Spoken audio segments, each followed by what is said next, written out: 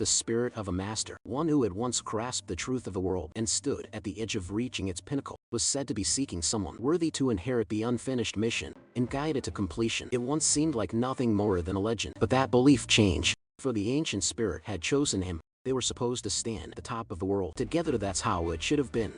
But now the guidance had suddenly stopped. At that moment the scene shifts to Baekhyun, head of the fire dragon sect and leader of the blood demon sect. A subordinate approaches him excitedly, presenting their success: the first living survivor of the immortal body experiment. The experimental subject, though alive, burns with hatred, blaming Baekhyun for destroying his family and vowing never to forgive him.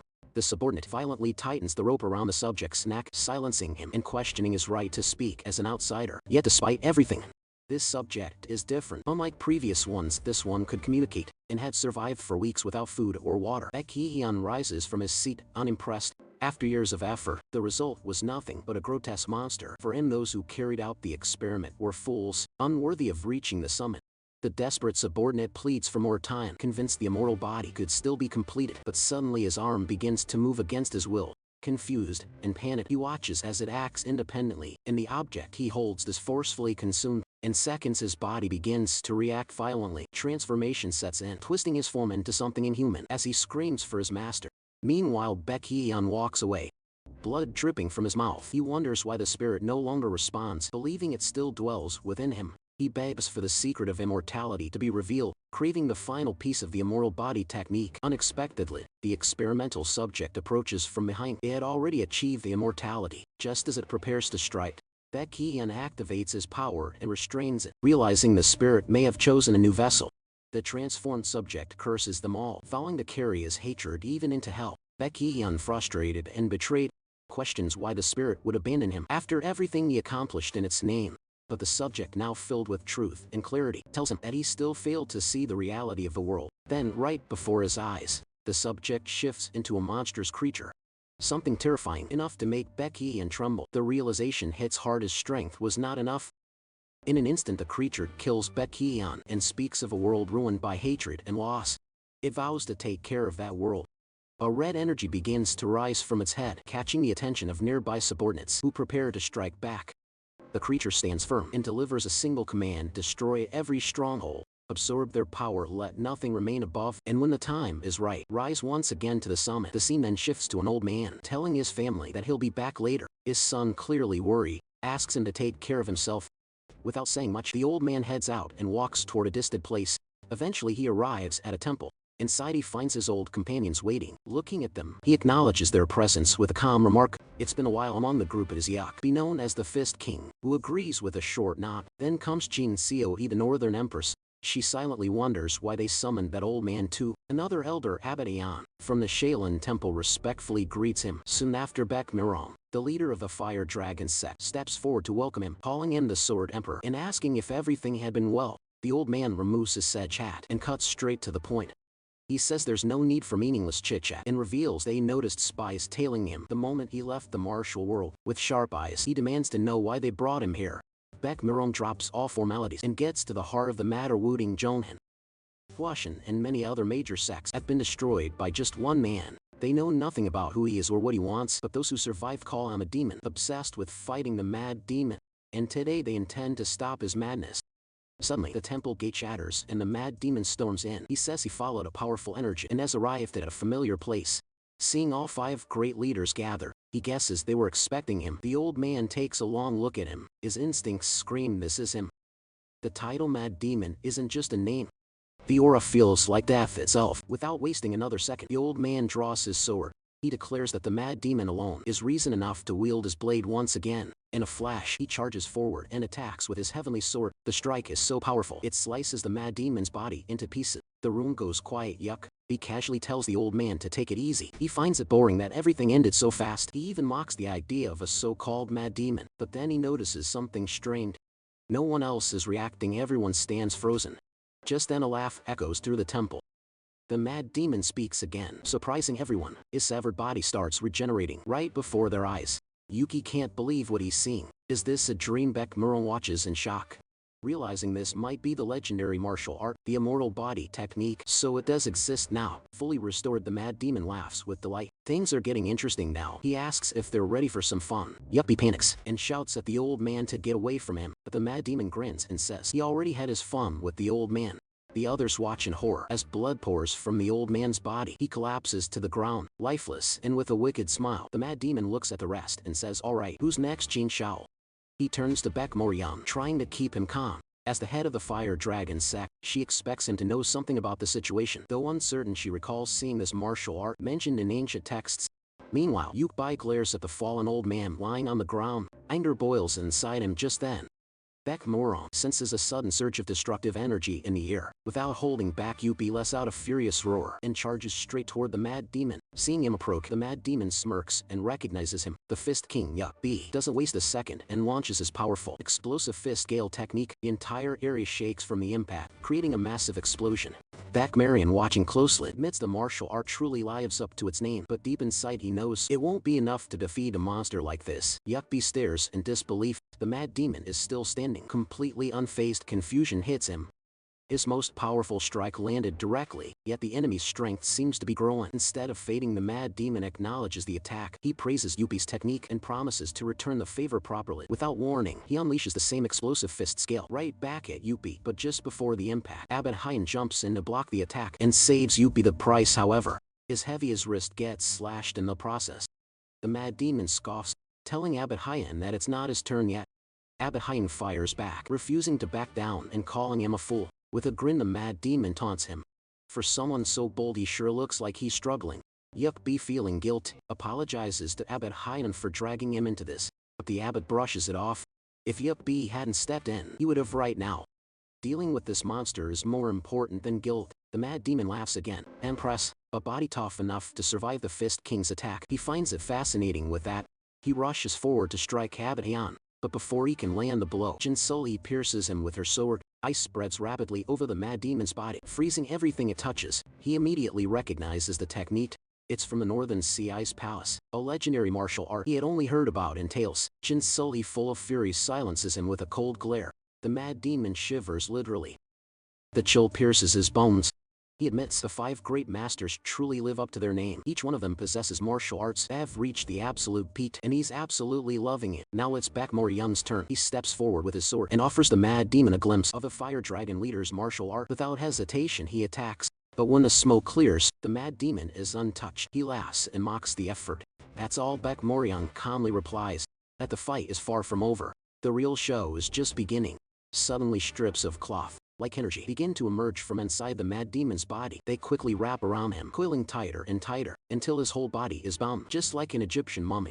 Panic spreads across the mad demon's face. He demands to know what's happening, and what Baek Moryeon has done to him. His strength starts to drain away, and within moments his entire body is sealed and completely frozen in place. Abbot Hyan stares in disbelief. He's never seen anything like this in his life. Curious, he asks Baek Moryeon to explain. Baek Moryeon reveals the secret. It's the eclipsing blade, a powerful treasure, passed down through generation of fire dragon sect leaders. Those struck by this sword are said to be trapped in eternal darkness. However, since no one ever used it before, they have no idea how long the seal will actually last. The scene jumps forward 3,000 years into the future. A timestamp flashes endurance 2,600 years. We're now on planet GSB Zone 3. Inside a vast exhibition hall, a man named Mark politely warns someone nearby. He's from the Earth promotion team and reminds the visitor to be careful. Around the fragile exhibits, the visitor turns to Mark and asks if he's the only one from the advanced team. Mark explains he's not alone. Another team member is with him. He glances around, wondering where his partner went off to. Without saying a word, his partner Lena, the leader of the Earth promotion team, quietly mutters to herself that she's finally arrived on this cursed planet. Mark calls out to her from behind. Lena looks at him unimpressed and questions why he's so excited. Mark shrugs it off until the main team shows up. They don't have much to do, so why not enjoy this like a vacation? Lena isn't amused and tells him he's quite bold. Mark admits he didn't expect someone like her to volunteer for the GSB team. Lena raises an eyebrow and asks what he means. He points out that for someone who usually freaks out at the idea of aliens suddenly signing up for a mission where every alien in the universe is gathered is pretty surprising. He adds that there are alien species here that don't even exist on Earth. Lena cuts him off, saying it's still a dangerous place, but Mark brushes it aside, reminding her that during the tournament, everyone stands on equal ground. Lena isn't so sure. She glances around at the aliens nearby, all looking relaxed and confident. Her eyes land on a balloon Mark is holding. Clearly annoyed, she snaps that she's done with him and tells him to stay inside the exhibition hall. Mark asks why. Lena responds sharply. He's either gutsy or foolish to want to hang around such creepy aliens. Mark warns her that comments like that can be risky, even if things seem equal. Lena clarifies things aren't equal at all. That's exactly why it's dangerous, and a rookie like him wouldn't understand. She then declares they finally arrive. This is where they'll rise to stand as equals with the rest of the galaxy. Mark confirms they've reached the GSB tournament arena. Right then a booming alien voice welcomes everyone from across the universe. It's a grand announcement for the greatest cosmic festival held once every 100 years. This tournament is where civilizations can rise in power overnight. The GSB fighting tournament has officially begun. Mark now sees the real reason Lena came here. She wasn't just sightseeing, she wanted to watch the tournament. Lena corrects him, her goal is to study their enemies and find their weaknesses. Mark mentally sighs, wondering what nonsense she's talking about now. The alien announcer continues. The next match is between two civilizations. Ranked 972nd is Agni, the representative of the Efrat civilization, and his opponent is Panan, ranked 9630th from the Piglo civilization. The battle for Group 6 is about to begin. Meanwhile, back in GSB Zone 3's district, inside the Planet Promotional Hall, the story shifts. One worker urges another to finish the job quickly. The other agrees. But right beside them is something strange. The preserved body of the Mad Demon, still sealed like an ancient statue. Suddenly the second worker pauses, claiming he just heard something. The first guy brushes him off, saying all he hears is nonsense, but then something eerie happens. The Mad Demon's sealed eyes slowly opens. He's awake and watching. We're then given some important context. On planet GSB, located a staggering 500,000 light-years from Earth, the Grand Combat Tournament is held once every 100 years. Civilizations from all corners of the universe take part. The winning civilization is said to unlock the ultimate truth of existence and be freed from all suffering. No more disease, no hunger, and no war. The proud government of unified Earth, org, has officially qualified for this tournament. And representing Earth is the strongest individual the planet has to offer. Inside the tournament arena, a fierce battle is already in progress.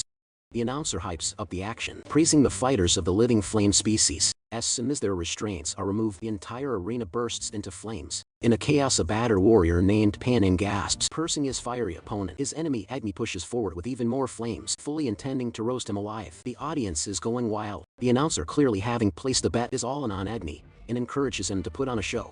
Agni's popularity is off the charts, and he's clearly the crowd favorite. Agni now inches for Panan, demands his full attention. One glare and he completely incinerates Panan with a deadly breath of fire, strong enough to melt military-grade spaceships. The announcer confirms what everyone is thinking. Agni is simply too powerful for a Tier 1 civilization. Agni laughs like a maniac and brags to the crowd, calling them fools for doubting his power. Watching all this, Mark is understandably shaken. He questions how anyone is supposed to fight such a monster. Finding a weakness seems pointless now. Lena admits he might be right. Even she feels uneasy. Mark insists they're wasting their time, but Lena explains her real observation. None of the aliens from Tier 3 or higher are even paying attention to the match. She expected more concern given what's at stake, but to them Earth is nothing. A weak Tier 1 civilization, and that arrogance. That's exactly what they'll exploit. She tells Mark that if he understands her plan, they should keep hunting for weaknesses as originally intended. Mark, still confused, asks why the Earth promotion team even needs to do all this. Just then they notice a young alien crying nearby. She's from the Piglo species and mourns Panan's defeat. Mark recognizes her. She's just a child. Sadly, the Piglo civilization had bad luck in their match. They were pitted against one of the strongest Tier 3 opponents. A bystander comments that the flames have cooled down, but Panan is nowhere to be seen. He casually assumes Panan has turned to ash and blown away. Mark senses danger and prepares to warn the team leader, but the Piglo child snaps back, telling the rude alien not to speak recklessly about Panan. The rude one isn't impressed. He mocks her species for being lowless and says she has no manners. The child claps back, pointing out that he's just a little one too. Mark, now extra nervous, suggests to Lena that they leave before they get caught in the fight. The rude alien gets angrier. He calls the Piglo girl a pig and says something interesting. On his planet, he's considered a normal guy. That alone is terrifying. Mark shouts a warning. It's clearly getting dangerous. We finally learn who this rude alien is. His name is Pixie, rank 13. And he's the engineer, representative of the Pixie civilization. Pixie leans toward the Piglo girl and threatens her. He claimed he could destroy her planet's strongest warrior in just 10 seconds. Lena isn't impressed. She asks if that's really something to brag about to a child. Pixie demands she repeat that. Lena doesn't hold back. She reminds him that he's just a regular guy on his planet, and his attitude screams loser energy. Pixie fumes and wonders aloud if all the weaker civilizations have taken some anger pill. because they're seriously ticking him off. Mark nervously asks if he's included in that group of bastards. Lena casually insults Pixie again, calling him a loser and asking what good his anger will do. That's the last straw. Pixie steps forward, ready to show them just what he's capable of. Mark panics and yells at Lena to back away. He doesn't want to get caught in the mess just because she's standing next to him. Lena, of course, is offended. She asks if he's really about to abandon his team. Leader Pixie launches forward with a punch, but just in time, a security drone swoops in and halts the fight. Pixie freezes for a second. Lena smirks. These drones patrol the entire arena. And with so many of them around, what exactly can someone like Pixie do in this stadium? The security drone turns to Lena and asks if the Pixie being had caused her any harm. With a faint smile, Lena explains that while he didn't directly hurt anyone, the idiot suddenly began flexing his muscles. Probably drunk. His show-off act was so awful that she lost her appetite. Still, she brushes it off like it's no big deal. The drone, now curious, asks if that was true. Lena throws the question at Pixie, accusing him of showing off his rugged physique to a tier 1 civilization like theirs. Pixie, boiling with rage, struggles to keep it together. Mark leans toward Lena and nervously whispers, the guy looks furious. His eyeballs are practically falling out. But Lena stays calm. She says that before someone like him actually hurts anyone, it's better to report the truth and let the system handle him. This, she adds, is her way of punishing him. The drone questions Pixie directly, asking if he really wanted to show off those useless muscles. Pixie, holding back his anger, admits he says yeah, he just wanted to show off, and since that's not a crime, he walks off with a cocky farewell, calling them pests. Mark, watching him leave, mutters to himself, "See you again," and hopes he doesn't even appear in his dream. He turns to Lena and asks if she had expected this outcome. Lena casually confirms it. She's not reckless enough to mess with a monster like Pixie without a plan. Suddenly the little alien species walks up and thanks Lena for helping her. But Lena snaps back, asking who helped who, and tells her to get lost. She's ruining the game. The poor child flinches in fear. Mark thinks to himself that Lena must have had one of her sudden mood swings again. He then gently tells the little one to head back to her family, reminding her she just heard how scary this auntie can be. The child slaps his hand away and calls him a coward. Mark is baffled. He was scared too. So why does she only lash out at him? The focus then shifts back to the match, where the crowd is busy criticizing Panin. Lena, watching, thinks to herself that she expected this. Still, the gap between their civilization and a tier 3 one feels utterly hopeless. Agni, meanwhile, is laughing and says it's been a long time since he played hide and seek. Lena watches, wondering if there's truly no way for Earthlings to beat a monster like that. She snaps herself out of that thought and tells herself to stop having such weak thoughts. Mark notices something's off and wonders why Lena is acting like this again. He asks if she's okay. Lena brushes it off and tells him not to worry. And suddenly, the announcer yells out through the blazing fire, "Panin has returned." He charges straight at Agni's blind spot. With his life on the line, he lands a desperate blow, a perfect hit that could critically damage Agni. Mark calls out to Lena in excitement, but she misunderstands and tells him to stop fussing. She already said she's fine. Mark clarifies it's not about that. The staff has reported an issue with the exhibit, and they want her to check it immediately. Lena and Mark start walking away. Lena reminds him that she had asked him to double-check everything earlier. Mark insists he had done it, but agrees that something strange is going on. Lena isn't surprised. She says she knew something would go wrong the moment Mark got excited about taking a vacation. Mark still finds it odd. According to him, there really shouldn't have been any issues. Lena sighs and lets it go. She's already seen everything she wanted from the match. Anyway, she reminds Mark that even he saw it. She can't believe it either. Panin actually landed a hit on that monster, and now it feels like these powerful enemies aren't completely unbeatable. But just as she finishes speaking, someone sneaks up from behind and punches Mark in the back. Lena, turning around, casually asks what's with the wind. Sometime later, Lena slowly regains consciousness. As she opens her eyes and gets up, she sees that Mark has fallen unconscious and is being held captive by members of the Pixie species. Seeing him in that state, Lena immediately calls out, urging him to wake up. One of the Pixie aliens hears her and mocks her concern, asking if the guy she's calling Mark is the one on the ground. He assures her, sarcastically, that they haven't killed him yet. Fuming with anger, Lena yells at them. She demands to know if they're doing all this just because she teased them earlier. She reminds them that they're on planet GSP, where the security team would soon be deployed. But one of the Pixies isn't impressed. He mocks her, questioning how someone from a lowly civilization dares to act so confident. According to him, most of the planet security systems are based on their technology, and he's already taken control of the devices in this building. He then rants about how the Galactic Federation has become weak, accepting incompetent civilizations like hers. Lena snaps. She shouts back that they never even wanted to join the so-called useless Federation. It was the Pixie species who forced their way in, and now, because of the infectious disease they brought along, billions of Earthlings are dying in pain. Yet the same Federation who keeps preaching about non-interference has done absolutely nothing to help. Her words make the Pixies burst out laughing. One mocks her boldness, saying she's just openly admitting how ruined her civilization is. Another chimes in, scoffing at her complaints. He asks if she really expected the Federation to be some kind of charity. He finds it laughable that a civilization still struggles with infectious diseases. To him, primitive beings like that belong in museums. Suddenly a new voice echoes through the room. It's the unmistakable voice of the Mad Demon. He wonders aloud who dared to summon him, and then identifies the pixies as the culprits. He sarcastically comments that while Shaolin Temple is famous in the martial world, its interior design has become overly luxurious. He believed this place was a private room in a fancy inn. Lena is stunned. She hears his words and wonders if this man might actually be an earthling. But one of the pixies snaps at him, demanding he speak the common language, and calls him trash. The Mad Demon, completely unfazed, questions what nonsense they're talking about. According to him, it's not just the decor that's changed, something is clearly off here. Lena, now desperate, yells at the stranger. She tells him to go out and report everything to the security team. These pixie aliens are clearly violating Federation rules. The pixies, sensing something is off, grow suspicious. One of them accuses the two of plotting something and threatens them with death. The Mad Demon, however, just laughs. He says he finally understands. There are still people who haven't changed. Without warning, he unleashes his deadly move, Vortex Wind Fist, with a single powerful attack. Both pixie aliens are struck down and die instantly. Lena is left in shock, completely stunned by what just happened. The Mad Demon walks over to her. Still grinning, he tells her not to be so flustered. She can understand his language, right? He has a lot of questions, and if she tries to run without a reason, he'll kill her on the spot. Lena, still trying to process everything, looks at the man in front of her and asks if he really has questions for her. But more than that, she wants to know, how did he just do that?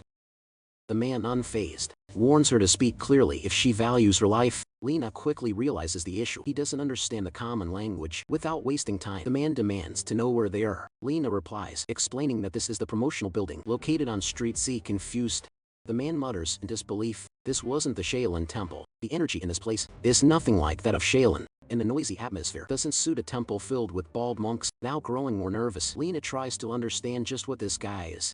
The language he speaks, the way he looks, he's clearly a human from Earth. But there are no visible devices on him, so how did he cause that massive explosion? Before she can get her answers, the man grabs her hair in anger and scolds her for wasting time. Lena quickly removes his hand and demands to know his identity, asking him to state his affiliation.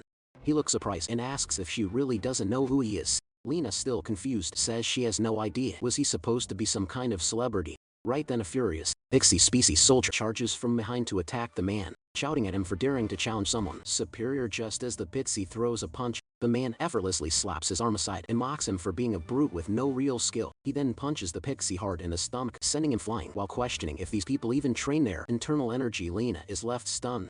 He blocked the huge attacker with just one hand. Again, the man asks if she truly doesn't know who he is. Lena begins to doubt herself. Could he really be someone famous on Earth? With this level of strength, it would be odd for people to not know him. Trying to stay calm, Lena apologizes and explains that she spends most of her time on other planets due to her job, so she's not really updated on Earth-related things. The man, now even more confused, questions everything. Other planets. Earth? What was she even talking about? Lena calmly repeats her point. Her job keeps her busy off-planet, so she barely gets time on Earth. Just then, Mark regains consciousness. He stumbles over to Lena and asks what's even happening. The man looks at Mark and scoffs, wondering why more weaklings keep showing up. Mark, just as confused, asks who the stranger is. Lena admits she doesn't know either. Mark then wonders aloud, was he supposed to be famous? Turning back to the stranger, Lena thanks him for saving her, but makes it clear if he doesn't reveal his identity, it'll be hard to cooperate any further. The man laughs and mocks her attempt at a threat, but then with dramatic flair, he proudly introduces himself. He is the great demon Montjean Wall, the one who destroyed the 4 great sects. Mark raises an eyebrow and silently questions this entire situation. That name, this setting, it all felt way too childish. He leans toward Lena and whispers that this guy doesn't seem mentally stable. Lena, still trying to understand what's happening, repeats the name, the great demon. She doesn't really get what that means, but she agrees the name definitely sounds intense. The pixie species slams his hand on the ground in frustration, shouting that he actually lost to that trash. Mark, unable to hold back his anger, confronts the pixie, asking why they're even here. Was this because of what happened earlier? Still fuming, the pixie mutters that if only he didn't have the suppressor on, things would have been very different. Lena turns to the Mad Demon and curiously asks if he really thinks he can beat that guy in his current suppressed state. Mark, completely done with the situation, urges Lena to stop talking nonsense and just run away with him. But the Mad Demon lets out a laugh. Was that pixie really going easy on him earlier? That's what they're saying now. Lena steps in, saying they should try to get more information from the pixie first. Mark, now fully panicked, yells at Lena for letting her guard down at such a dangerous moment. Of all people, she should know better. Lena responds calmly, saying she knows the risks, but she has a gut feeling This could actually be a rare opportunity. Mark clearly doesn't agree. He asks what kind of opportunity she's even talking about. He's had enough and insists they should just escape, but Lena stands her ground. She decides to stay and watch the fight unfold. Mark bolts from the scene, yelling that everyone has lost their minds. He wants no part of this madness. Lena watches and go thinking, maybe Mark's right, this is crazy. But then again, the mad demon had just stood up to a literal monster. Without flinching, the sheer presence he showed, the overwhelming power. Even if it was thanks to the suppressor, a tier 1 Earth human pulling this off was beyond impressive. Maybe, just maybe, there was a real chance here. Suddenly, the pixie soldier screams at the top of his lungs, "To hell with the regulation, he'll kill the mad demon with his own hands." Lena's eyes widen. This pixie isn't suppressed anymore. And he belongs to a species that can freely manipulate metal. That could be very bad. Even the mad demon seems impressed. He sarcastically comments on the show before him. The pixie then launches a full attack, sending sharp metal objects flying toward the mad demon, crushing him under a pile of debris. With a smug grin, the pixie tells him to experience the difference between their civilizations and die. But then, from beneath the rubble, a smile appears. The mad demon emerges, brushing off the metal like it's nothing. He says this power is too tempting, and he wants it for himself now. The pixie starts to panic. How did that trash break through his cosmic force? Could he really be stronger even without the suppressor? The thought alone shakes him in desperation. He hurls another chunk of metal at the mad demon, but when the dust settles, the mad demon is casually sitting on the pixie's shoulder. This throws the pixie into a rage. How dare someone like him act superior? The mad demon jumps down from the shoulder, ignoring the insults. The pixie demands to know what trick he's using. The mad demon just laughs and asks if this is how it's done. Then he attacks, causing a massive explosion. Lena gasps at the impact. Even the mad demon looks surprised. How is he suddenly using the civilization's cosmic force? Now he's grinning ear to ear. So this is what cosmic force feels like. He loves it in return. He decides to show off a little of his technique. The pixie, furious, launches a counter-attack, screaming at him for daring to imitate their power. But the mad demon isn't imitating. He's doing it his own way. With full force, he slams his fist straight into the pixie's gut and blows right through him. Laughing, he proudly declares that he just robbed him. Lena watches in stunned silence. He actually won. A human from Earth just defeated a tier 3 civilization using their own cosmic force. That's insane. The mad demon casually walks toward her, still buzzing from the fight. He admits that this martial art is exciting, downright exhilarating. He then asks her to take him to those bald guys. Lena grabs his hand, now finally understanding his purpose.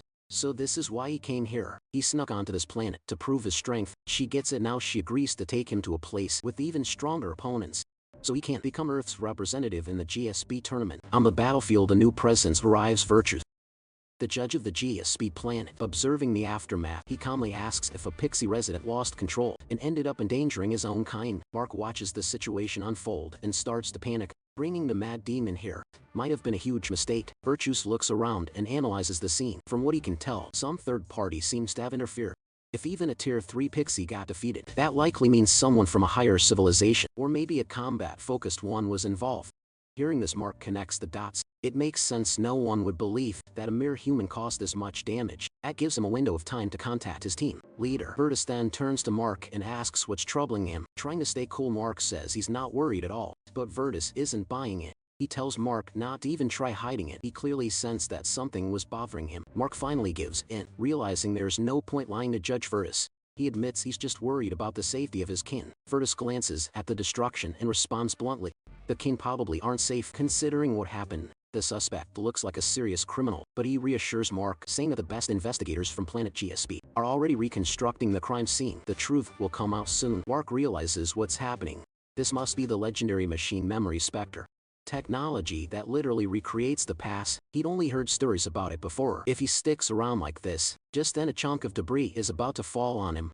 But Virtus steps in, unleashing a burst of his power to stop it. He tells Mark not to be too downhearted. A blinding light flashes as Virtus activates his full energy. With all the dramatic flair of a true judge, he declares that Virtus, the judge of justice, will avenge Mark's kin. Mark watches in stunned silence. This was getting seriously out of hand. We then flash back to 30 minutes earlier.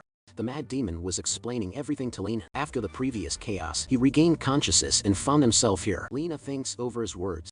Martial world ceiling. It all sounds like something straight out of a sci-fi novel, but it explains how he could suddenly speak a language he didn't know before. Maybe it was from absorbing the pixie's power, but something doesn't add up. She's never heard of a cosmic power that lets someone absorb abilities. If that's not it, then how does this even make sense? Could humanity have lost such powers long ago? Maybe it's some kind of lost technology. As the mad demon begins to walk away, Lena calls out asking where he's going alone. He shrugs it off, saying he doesn't need her help anymore. Lena shouts for him to stop. She promised to take him there, but he waves her off. He says he'll find the place himself. Lena chases after him, warning that this world isn't the one he knows. With a sigh, the mad demon says he gets it. This world is different still. The doorway ahead catches his attention. He tells her not to follow if she doesn't want to. Stepping outside, he sees strange-looking creatures. Confused, he wonders what those even are. Lena appears beside him and places a hand on his shoulder. She welcomes him to the 26th century. This era is known as the Age of Space Exploration. Humanity has finally reached out to civilizations beyond Earth. The mad demon, still unimpressed, asks what's so great about dealing with these weird aliens. Why even make a big deal about it? Lena poses a question. If they were to rank all known civilizations based on their power and development, where does he think humanity stands? Wearing a casual t-shirt now, the mad demon shrugs. He has no clue how many civilizations are out there, so how would he even guess? Lena explains that there are around 20,000 civilizations in the universe, and sadly, humanity sits at the very bottom of the ladder. The mad demon raises an eyebrow. Even the bald guy he just defeated is included in that ranking.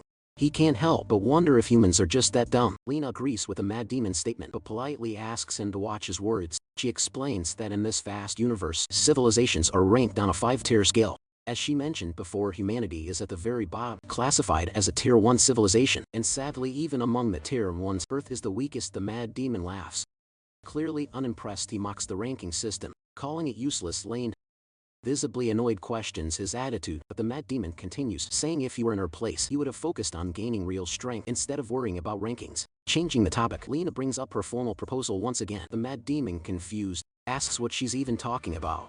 She reminds him that he wants to meet and fight strong beings, and luckily there's a way to do just that. She explains that on this planet CSP, the Universal Combat Tournament is held once every 100 years. In this event, warriors far beyond imagination take part. She suggests they represent Earth in the tournament, where he'll get the fights he desires. The mad demon realizes she's basically asking him to fight on their behalf. Lena admits that's true, but emphasizes it's also about fulfilling his wish to meet powerful opponents. The mad demon instantly shuts her down. He's irritated just because they exchanged a few words. She thinks she can use him. He mocks her, asking if he looks that stupid. Lena tries to refrain her request. She apologizes if it came off wrong and offers it as a request instead. If humanity does well in this tournament, they'll be able to move up the civilization tiers. The mad demon scoffs again. He still doesn't understand why this ranking even matters. Lena yells that it's not just some meaningless score. The mad demon pushes back. What difference will it make? Even if they climb a few tiers, will their weak core change? Lena responds firmly, what if it does? To advance, all they need is good results in the tournament. The civilization tiers are based on cosmo force, a type of life energy that defines existence. In this universe, all powers that defy logic are born from those who can control this mysterious energy. The mad demon finally gets the point. They want to use this hidden power, but it only becomes available once they level up. Since humanity has no real shot at winning, they want him to take on the monsters for them. Lena confirms his conclusion, but she adds that advancing doesn't just unlock powers, it brings knowledge. Knowledge so rare it can't be gained in a lifetime. That catches the mad demon's attention. Knowledge that can't be earned in a lifetime. Lena explains further. All the knowledge humanity has collected until now was thought to be the result of centuries of effort. But when space exploration began, they learned the truth. What humanity thought it earned was just a small fragment. Information continuously transmitted from the massive brain of a giant at the edge of the universe. And then come the ones who control that brain's knowledge, the Insapiens. They're the only Tier 5 civilization that exists today, and they're the hosts of this dreaded tournament. These beings strictly control how knowledge is shared, giving different civilizations unequal access. The mad demon listens, but his boredom shows. He repeats what he said earlier, so in the end she just wants him to fight so she can get what she wants. Lena agrees, but she urges him to consider the bigger picture. What he has to do is for the sake of all humanity. The mad demon turns away, rejecting her plea. Instead of wasting time explaining things to him, she should find someone who shares her beliefs. According to him, there's no fool alive who'd risk their life for others. But just then, before he can walk away, Vertus appears in front of him. Using his immense power, he slices the mad demon's body into pieces. With a calm tone, he declares that the judgment has been executed. Lena is stunned. Her eyes widen as she watches the brutal scene unfold. Virtue steps toward her next. He accuses her of being involved in the murder of the Pixie resident and says he will now judge her too. Power begins to surge around him as he prepares to strike, but then a voice comes from behind. A low, angry voice says, "This really hurts," to everyone's shock. The mad demon begins regenerating, his body putting itself back together right in front of their eyes. Lena watches in disbelief. Her mind races. He's alive.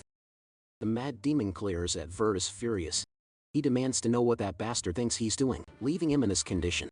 Then with rough fury in his voice, he warns Virtus not to move, otherwise he'll end up the same way. The scene shifts to planet GSP, Sector 3, specifically Sector C. A group of Piglo species is seen walking together, chatting casually. Among them is a little Piglo named Manhwa. She recalls how an Earthling girl once helped her during a difficult moment. Another Piglo Grog connects the memory to the fight with the Pixie resident. He's surprised, saying Earthlings seem braver than the rumors suggested. The third Piglo Kolak quietly adds that he owes that Earthling a debt of gratitude. Just then a fourth Piglo joins them.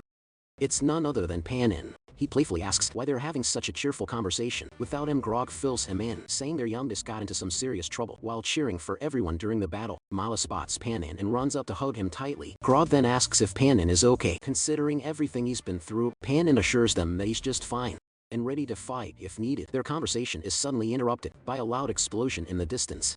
People around them look ahead in shock. An emergency announcement echoes through the streets. Judgment Virtues has appeared. All citizens are ordered to evacuate immediately. He's chasing an Earthling, accused of killing a Pixie resident and then escaping. Grog is stunned. The words Pixie Sage and Earthling catches attention. Balak says the combination sounds strangely familiar. Just then Mala grabs Panin's fingers tightly. Panin notices and asks her gently if something's wrong. Meanwhile, in the chaos of the city, a fierce battle is underway. A nearby building collapses. Lena watches it all, completely shocked. From the rubble, the mad demon laughs. According to him, this is exactly what happens when someone recklessly blows apart his body. Suddenly bright lights begin flashing from the ground. Beneath his feet, the mad demon notices and smirks. It seems someone's finally coming out. Without hesitation, he jumps down into the wreckage. From inside the debris, Virtus rises. He admits that what he saw earlier was unbelievable. He asks if the mad demon really absorbed the Pixie residents. Cosmo Force if so, he's much more dangerous than expected. The mad demon laughs again, asking if Virtus is already starting to regret touching him. Without waiting, he smashes the ground with his foot, unleashing the earth-splitting explosive technique. It's clear he's done playing around on the other side. Lena watches the fight in confusion, and thinks to herself, what on earth is he doing? Suddenly, someone sneaks up from behind and covers her mouth. It's Pan, and he tells her to calm down. He's here to rescue her. Grog follows closely behind. Panin turns to him annoyed and says he told him to stay away with Mao. Lena, confused, recognizes Panin. Isn't he the Piglo race's representative? The same one the alien kid was cheering for earlier. Panin throws Lena over his shoulder and mutters to himself, no one listens to them. Not this guy, not that guy. Grog quickly informs him that Mala is safe with Kulak, so he can focus on escaping. Lena then asks Panin what he plans to do with her. He answers sincerely.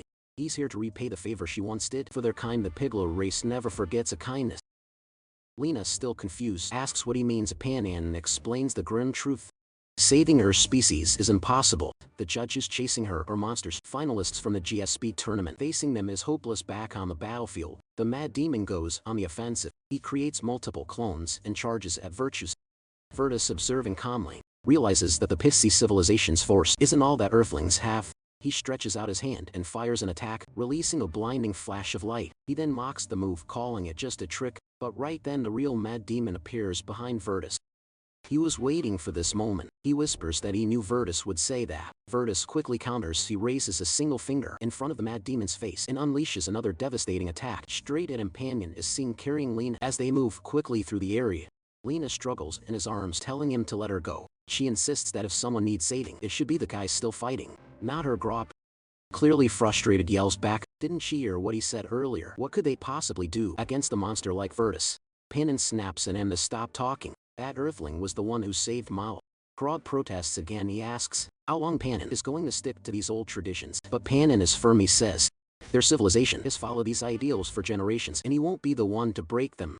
Just then a scorched and burning figure crashes down in front of them. It's the mad demon, badly injured and smoldering. Panin looks at him and jokes, it's like a pile of dry firewood just fell from the sky. Lena quickly recognizes him and tells Panin that this is the Earthling she was asking them to help. Panin realizes the situation. If this guy was fighting Virtus, then Virtus is likely headed their way too. Grog panics. He urges Panin that they need to run now, even if it means leaving the others behind. Otherwise they'll end up just like the mad demon. But Lena stops them. She tells them to take a good look at him. The mad demon suddenly starts screaming, writhing in pain. Grog stares in disbelief. He asks, what is that thing?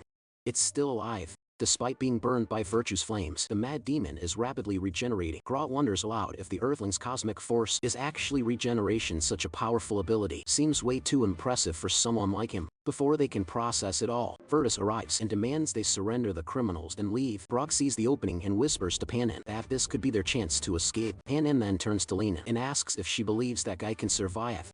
Lena says yes, she's already seen him recover from worse.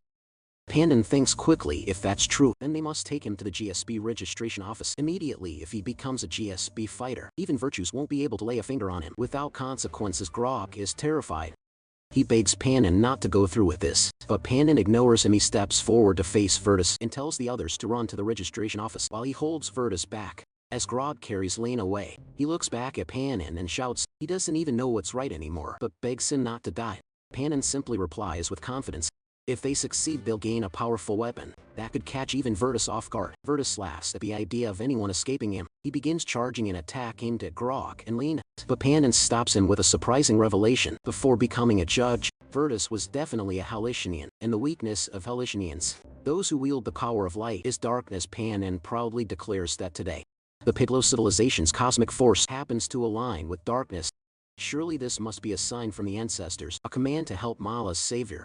The scene shifts to the GSB registration office, where staff member Kuranos stands facing Lena and Grog. She politely apologizes, but it's clear she isn't budging. Grog, already losing patience, tells her to stop with the apologies and just get the registration done already. Lena tries to reason with her, reminding that she's the official representative of Earth. Kuranos glances at the mad demon, who despite being bruised and battered, insists he's fine. He tells her to hurry. Thanks to his ultra regeneration, he's good to go. Their loud voices catch attention nearby. A curious species overhears the noise and wonders what the commotion is all about. Another one responds saying, it looks like some Earthlings are trying to register for the GSB tournament, but are getting rejected. Hearing that, the first one chuckles. Earthlings participating.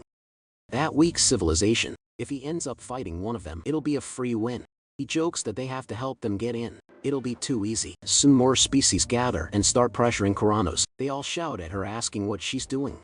She better register them quickly. Every civilization, no matter how weak, has the right to participate in the GSB. Was she discriminating against a lower tier race? As the crowd grows louder and more demanding, Kuranos gives and she agrees to process the registration. Lena, not missing the moment, says that's how it should have been from the start. Before moving forward, Kuranos asks them to confirm one thing. Where's the player who needs to be registered? That question catches Lena and Grog off guard. They look around and panic. Where did that guy go? Meanwhile, on the battlefield, Virtus has Panin by the head, lifting him with ease. He questions Panin's choices.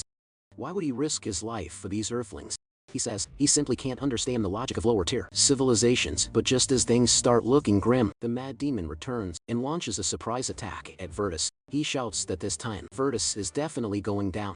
Virtus calmly raises one hand, blocking the hit. He taunts them again, saying it's no surprise lower civilizations make such poor decisions. Suddenly Panin makes a bold move. He seals Virtus's abilities temporarily and yells at Mad Demon to strike while the chance is open. Without wasting a second, the Mad Demon charges in with full force. He says Virtus can decide whether his martial arts are weak or not after taking this punch, and with that he lands a powerful blow right on Virtus. The scene shifts to the Z District Planetary Promotional Center. In Zone 3, Mark is seen sitting alone, lost in thought. He blames everything on Lena's interference, believing none of this would have happened if she hadn't meddled in the first place. Suddenly a noise catches Mark's attention. A loud explosion erupts right in front of him, and he jumps in shock, trying to make sense of the chaos. His mind races. Was this a terrorist attack or just a freak accident? The focus then moves to Virtus, who was still standing firm despite the earlier clash. Watching this, the Mad Demon bursts into laughter, clearly amused. He mocks Virtus for surviving such a strong blow and decides it's time to steal that power for himself. But Virtus is furious. He yells out in rage about his mask being damaged, a mask that was directly blessed by the divine. He's not letting this slide. He charges up an attack and launches it at the Mad Demon, determined to tear him apart like an insect. The Mad Demon, unfazed, dodges the attack with ease. He chuckles, pointing out that Virtus's flickering movement technique is a bit annoying, but not enough to scare him. Virtus suddenly appears behind him, grabs him midair, and hurls him away like yesterday's trash. Without wasting a second, Virtus unleashes another powerful attack, causing a huge explosion on impact. Meanwhile, Mark is on a call with Lena. He confirms her suspicions. The guy she warned about is indeed here. Lena sounds relieved, glad that Mark is safe, but Mark isn't feeling lucky. He tells her things are far from safe. The guy is here, but the situation is anything but under control. Grog, overhearing this situation, is stunned. He wonders how the enemy could recover from such a severe injury so quickly. Mark responds with concern. He says it's not the time to relax, the danger is still real back on the battlefield. Virtus eyes the mad demon. He's clearly surprised despite taking serious damage. The enemy is still standing. Virtus can't understand how a being from a lower tier civilization could possess such insane power, but he's had enough. He decides it ends now. Power surges into his hand as he prepares for one final blow. Just then Kuranos intervenes, telling Virtus to stop. She reveals that the Earthling has been officially registered to represent Earth in the upcoming GSP tournament. Her mind races in disbelief. How could he have been here all along without anyone noticing? The scene jumps to 30 minutes earlier. Representatives of various species are gathered, urging Kuranos to register the Earthling, but Kuranos, clearly annoyed, tells them that stubbornness won't get them anywhere and suggests they calm down and act in moderation. Frog never wanna stay quiet. Snaps back and calls her out as a racist. Lena joins in, asking Kuranos to be more flexible with her responsibilities. Kuranos, now visibly angry, yells at them to get a grip. Among the crowd, one of the species steps up and asks if there's a system for provisional registration in case the competitor can't be present. Another one chimes in, saying they've heard of such a rule too. The third one seems surprised it even exists, confused why they never knew about it. Kuranos silently thinks to herself that, of course they wouldn't know. It's not meant for lower tier civilizations. But then an idea hits her. If used smartly, this rule might actually work in her favor. She then tells everyone that she's understood their request. With a sly grin, she places a stack of documents before them. She tells them that if they can fill these forms by hand and submit them, she'll process the registration. But if they can't even do that much, they should just quit and go home. Frog picks up the documents, confused. The text isn't in a common language. It's written in a script used by upper-tier civilizations. He has no idea how to read it and complains loudly. Kuranos, acting innocent, says it's unfortunate he doesn't understand. Frog gets angry and demands a version in the common language, but Kuranos refuses. She explains that the provisional registration system was made for the convenience of advanced civilizations, so naturally it uses a language they're familiar with. Hearing this, one of the species doubts the whole process. He questions why they're so desperate to register right now. Another one agrees. If there's no urgent match, why not just bring the competitor later? Meanwhile, Lena, silently determined, starts trying to fill the form. Krog notices and asks if she actually understands the language. Kuranos notices this and begins to panic. She takes the papers from Lena, stunned. Her thoughts race. Could they really be bluffing? How could someone from a lower civilization possibly read or write in such an advanced script? With a normal Earthling's brain, even identifying the characters should be a nightmare. It's hard to believe they could memorize millions of symbols and vocabulary, let alone use them correctly in full sentences. She concludes that if the Earthling truly wrote this, then they must have learned every possible sentence structure too, which seems impossible. Not even a language specialist civilization like hers could do this so easily. Still, she admits to herself that helping someone isn't illegal, so their registration stands back. In the present, Virtus observes all of this through Kuranos' mind, using his telekinesis. He concludes that someone must be secretly helping them. Kuranos agrees, thinking it's possible someone guided them behind the scenes. But she still finds it hard to believe. To write in that complex language, as if solving picture puzzles, memorizing massive vocabulary and sentence structures, that's beyond ordinary ability. It's too much even for experts. Yet the rules weren't broken, so the registration remains valid. Virtue's processing everything, says he understands. Someone is risking their life for that Earthling, and now there's even a hidden ally teaching them advanced languages behind Kuranos' back. It's as if the whole universe wants to protect this guy. He decides to let it go for now, but warns that he'll need to handle their little tricks eventually. With that, Virtus grabs Mad Demon and Panin, and the three begin to disappear together. Meanwhile, Mark updates Lena on the call. He says Virtus has taken the Mad Demon and some other scoundrel and vanished. Brock and Lena are both shocked. Brock is extra salty. He just heard Mark call his brother a scoundrel. Kuranos rolls her eyes and tells them to calm down. She explains that both fighters were simply transferred to the competitor recovery room. Then, without wasting time, she shoos them away. 1 week later, the scene moves to the GSP competitor's recovery room. Mark and Lena are standing beside Mad Demon, watching his slow recovery. Mark looks skeptical. He questions if that ragged mess could even compete. Again, Lena stays hopeful, assuring him that he'll recover soon. Just then, the Earth GSP team commander Claris Ive arrives. He doesn't share Lena's optimism. According to him, Mad Demon looks half dead. He regrets trusting them and decides to go ahead with the original plan, using the other competitor for the match in 2 days. Lena pleads for more time, hoping for a second chance. But before she can say more, a new guy rushes in. He jumps and lands dramatically in front of everyone, calling Lena out for being fooled by a swindler. His name is Marcel Blade, the official Earth representative. Lena immediately moves to help Mad Demon, but Claris stops her gently. He rests his hand on her shoulder and reassures her Marcel is Earth's strongest warrior, personally chosen by him, and the suit Marcel's wearing, it's the peak of all human knowledge, packed into one armor. After this match, Claris promises no civilization will dare to look down on Earth ever again. We're then given a quick glimpse into the civilization rankings. Sitting at the 10,320th spot are the Bizarians. Their home planet, an actual hellscape made of dense rock, constantly spewing lava and toxic gas. To survive in such chaos, the Bizarians had no choice but to evolve their bodies to the extreme. Cut to Lena, who starts briefing everyone about their current opponent, Croc's Jabberk, even among the Bizarians. He's infamous for his insane physical power. She's about to explain what to watch out for in the match when the GSP tournament's combat team manager Marshall Steele interrupts. He shrugs off her concerns, saying the Bizarians are at the same civilization level as Earth, so there's no need to overthink. He dismisses Lena, reminding her that the PR branch got trashed in a recent alien skirmish, and jokes that she's got nowhere else to go. Ouch. Talk about rubbing salt into wounds. Just then a security drone hovers in, announcing that the next match's contestants should head to the waiting area. Marshall Steele stands up, saying it's their turn now. Lena tries to stop him, bringing up her strategy, but Marshall brushes her off. He boldly claims that they don't need strategies, they'll just enjoy the show. Lena snaps, demanding to know where his confidence is coming from. She reminds him that he's been stuck on Earth and doesn't understand that aliens don't play by Earth's rules. Against a higher civilization, only smart strategy and solid analysis can win a match. She makes it clear humans are at the very bottom of the universal food chain. Tactics are their only chance. Suddenly Claris fires a shot from his gun to cut her off and delivers a sharp remark. According to them, her speech wasn't exactly inspiring. He also hints that maybe she's gotten a bit too distant from Earth, is underestimating humanity's strength in a surprising move. Marcel casually catches the fired bullet with his hand. Marshall Steele, stunned, mutters that the old man really did pull the trigger. Claris continues. He reminds them all that humanity has spent the last century preparing for this tournament, piling in budget time and manpower. They're not messing around. Marcel, now fully suited up in his armor, turns to Lena and urges her to believe in him. With a cheerful tone, he asks her to cheer him on, and then he confidently walks off toward the battlefield. Inside the tournament arena, the announcer hypes up the crowd. He declares that the 8th bracket preliminaries are about to begin. Meanwhile, Mark is sitting alone snacking, wondering where on earth team leader Lena has gone. Right then Lena shows up, snatches his food, and questions why he's eating by himself. She also questions what kind of food it is and if it's even edible. Mark casually mentions that he ran into some folks claiming to know where Lena is, puzzled acquaintances. Before she can think further, Brock and his companion walk up and sit nearby. Lena, suspicious, asks if they've been following her. Brock plays it cool, calling it a coincidence. He adds that her matchup luck seems pretty great and this one should be an easy win. Just then the first contestant enters, Marcel stepping in as Earth's representative. Grog stares at Marcel and asks Lena who this guy is. Wasn't someone else supposed to represent Earth? Panin replies from the side, explaining that the other guy is still in the recovery capsule. Lena asks how he knows that. Panin raises his arm, revealing something on his wrist, and asks if she recognizes it. Lena looks closely and realizes it's a force suppressor. Panin confirms.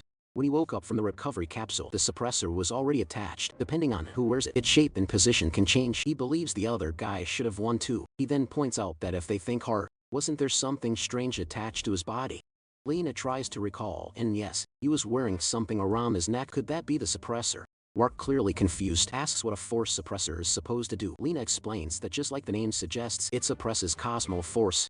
Panin adds that some abilities, even if used briefly, can drain a person's life. That's why any civilization using cosmo force must wear suppressors when visiting other planets. And for contestants, those suppressors can't be removed outside the arena. Mark is shocked, so the martial arts technique the guy used wasn't just physical combat. Lena confirms it's believed to be a kind of cosmo force. Though rare, even rapid regeneration isn't unheard of. Then Lena thinks deeply. Based on what Mad Demon described about Earth's ancient powers, this ability feels way too unique to be lumped under just Cosmo Force. Whatever happened while Mad Demon was sealed must have been something far beyond anyone's expectation. As the announcer calls out the next contestant, he hypes up the crowd by mentioning that the next fighter is a survivor from one of the harshest environments in the universe, representing the 10,320th ranked civilization, the Bizarians. Meanwhile, in the stands, a pixie species figure turns to his servant and orders him to verify if the masked contestant is really the Earthling. The servant steps forward, squints a little, and confirms that although the mask hides his features, it's probably him. They were informed that he'd be representing Earth. The pixie nods, so it's really him.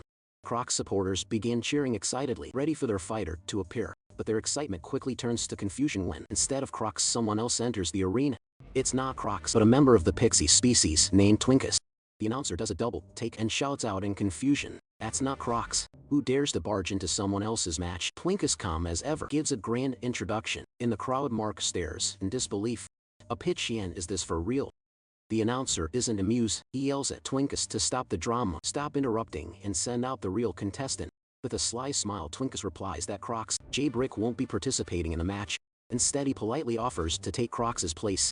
The announcer explodes with anger. This is a sacred arena, not a street play. He demands Twinkus leave immediately. Even Crocs' own supporters lose it, shouting in panic, "What did you do to Crocs? This guy's completely crazy." Trying to take back control, the announcer demands silence and warns everyone to choose their next words wisely. Twinkus steps forward and calmly states his case. He reveals that just because the Earthling is a GSB contestant, no punishment was given, but in truth, the Earthling is a murderer. He killed an innocent member of the Pitchian race. Gasps echo through the crowd. An Earthling killed a Pitchian. Is that even possible? Twinkus explains further. He knows it's hard to believe, but everyone knows Pitchians were suppressors. The Earthling took advantage of that weakness and killed his kin in cold blood.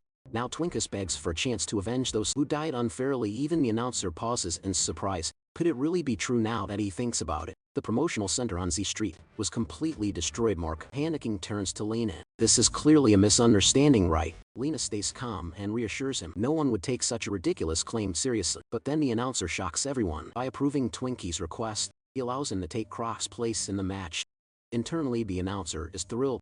A warrior stepping in to avenge his people. Now that makes for a show way more exciting than watching low-rank insect fights. Lena is furious, calling it absurd. But before she can protest more, Mark tries to calm her down, telling her not to do anything reckless. At that moment, a Bessarian steps forward and asks what will happen to their race now. The announcer doesn't even blink. He activates his power and shatters the Bessarian skull. Without hesitation, Lena and Mark are both horrified. Without wasting any more time, the announcer declares that the match has already been delayed long enough. It's time to begin. He then introduces the substitute contestant Twinkus, representative of the Pitchians, a race ranked 13 in the Galactic Civilization rankings. Known as the universe's top mechanical civilization, Twinkus is about to take part in a deadly match. Will he be able to avenge his fallen king? And with that, let the match begin. With that, the third match of Group 8 officially begins.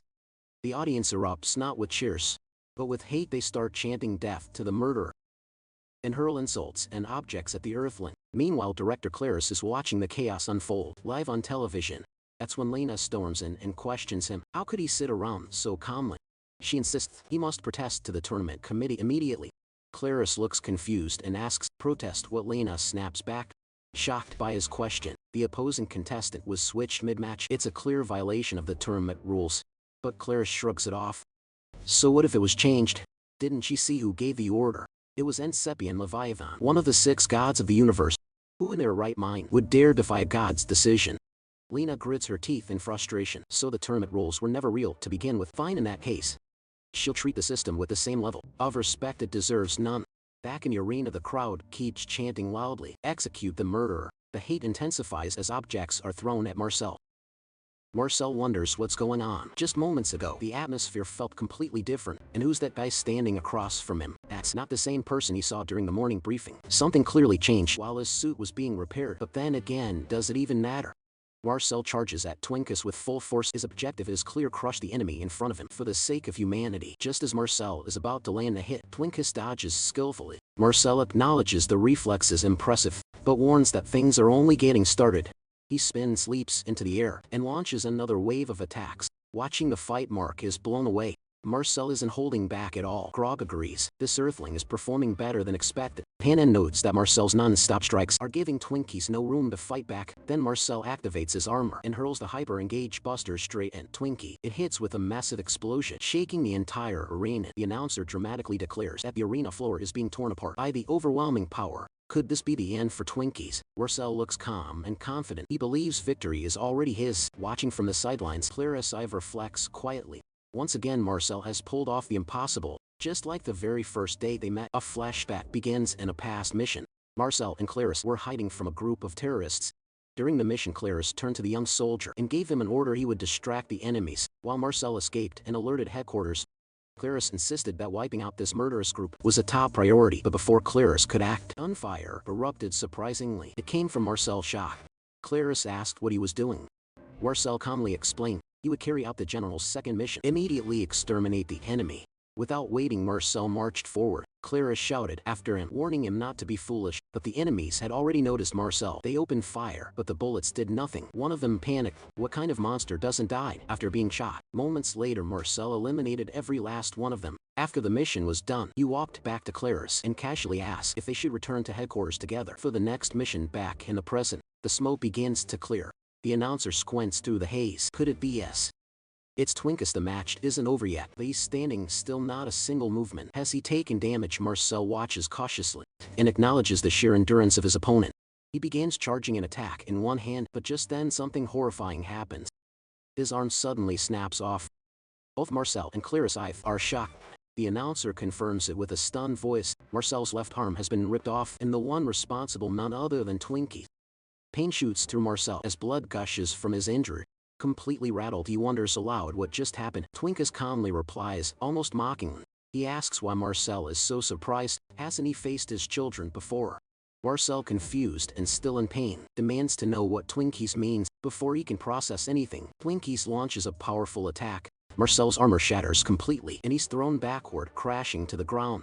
Twinkus eyes him with doubt. Could this guy really be the one who killed pigs? He turns to his servant and orders him to check Marcel's face. The servant inspects and quickly reports back. This isn't the same person. Twinkus sighs and walks forward, muttering that he knew it. There was no way Pixie and Flock could have fallen to someone this weak. Furious now, Twinkus demands to know where the hell is the real culprit. The announcer jumps in with a grim update. Twinkus rips off Marcel's leg. The poor earthling screams in agony. At this point, it's no longer a match. It's turned into a full-blown torture session. Twinkus uses his powers to lift Marcel into the air like a helpless rag doll. Suddenly, Marshall Steele shouts at Twinkus, calling him out. He tells Marcel the match is already over. He should just surrender, but Marcel refuses. He reminds the director that this is more than just a match. It's a mission that holds the lives of billions of humans. Giving up isn't an option. He pushes himself one last time and tries to strike back at Twinkus, but it's hopeless with minimal effort. Twinkle slams Marcel down, ending any chance of a comeback. The announcer delivers the final blow. Marcel's desperate move has failed. The Earthling's journey in the GSP tournament seems to be over, but just then, a defiant voice echoes through the arena. It's Lena. She marches in and demands to know who gave anyone the right to end someone else's journey. Without waiting, she throws something toward the stadium and declares that the journey of Earthlings is just getting started. The announcer, clearly annoyed, asks what she's doing. Why is she tossing trash into the arena? But Lena ignores him. She turns to Marcel, praises his bravery, and tells him his mission is over. From here on, someone else will carry the torch. At that moment, Twinkus's servant suddenly gasps. He's found the real killer, the one who murdered Pixie. Twinkus freezes. That guy. The trash that just came flying in. His eyes shift toward the object Lena threw, and realization hits him. Rising from the debris, brushing off dust and attitude alike, stands none other than the mad demon himself. Rocky but furious, he mumbles a string of curses, promising death to someone, then pauses and looks around in confusion, wondering where the hell am I again? A few moments earlier, Marcel lay motionless on the ground. The announcer's voice echoed through the stadium, confirming what everyone could already see. Marcel had fallen, and there was no chance of counterattack. Watching from the stands, Grob nodded with disappointment. This outcome was expected, even though he had some hope. The gap in strength was just too much. Meanwhile, Mark was on a call with Lena. He informed her that Earth's team had been eliminated, but then she said something unexpected. She wanted him to come over immediately. Confused but concerned, Mark got up, muttering that Gate 5 should be nearby. What was going on? All of a sudden, as Mark reached the area, he saw Lena running toward him with 2 security robots hot on her trail. She shouted at him to hurry up and stop them, but instead of jumping in like a hero, Mark did the sensible thing. He turned around and ran right beside her. Lena wasn't impressed. She reminded him that she told him to stop them, not run from them. Turns out she was dragging something, or rather someone hidden in a cloth bag. Mark glanced at it and lost his mind. How was he supposed to stop 2 robots just like that? And more importantly, what on earth was she even carrying? Lena coolly replied that she was simply giving Earth's people a bit of hope. She promised to explain later, but asked him to stall the robots as long as possible. Then, without warning, she punched him right in the face and took off again, yelling back that she wouldn't forget his sacrifice. Lena finally burst into the stadium, with the robot still chasing her. Twinkus's servant stood nearby, watching it all unfold. One of the robots gave her a final warning to stop, but before it could act, Twinkus's servant turned around and was stunned by what he saw.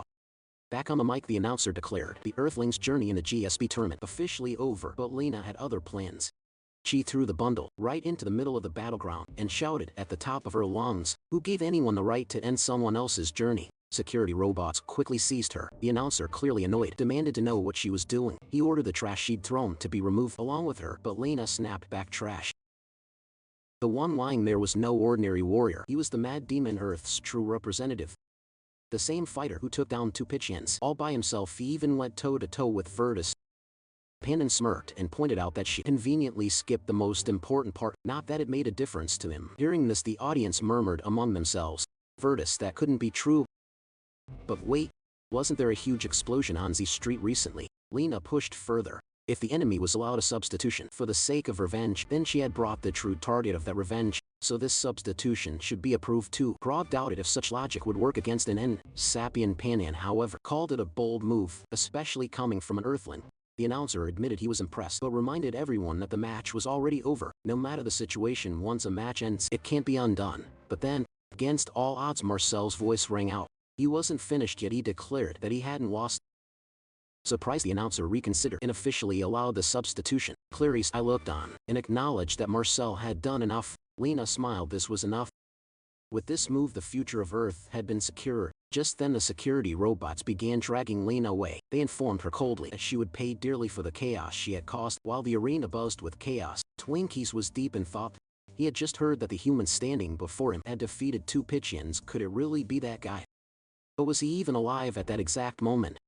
The trash in question, Mad Demon, suddenly opened his eyes and stood up like nothing had happened. The announcer couldn't believe it. Earth's so-called representative had just made a full recovery. He was back on his feet, fully revived. The announcer pondered the situation. Regeneration, huh?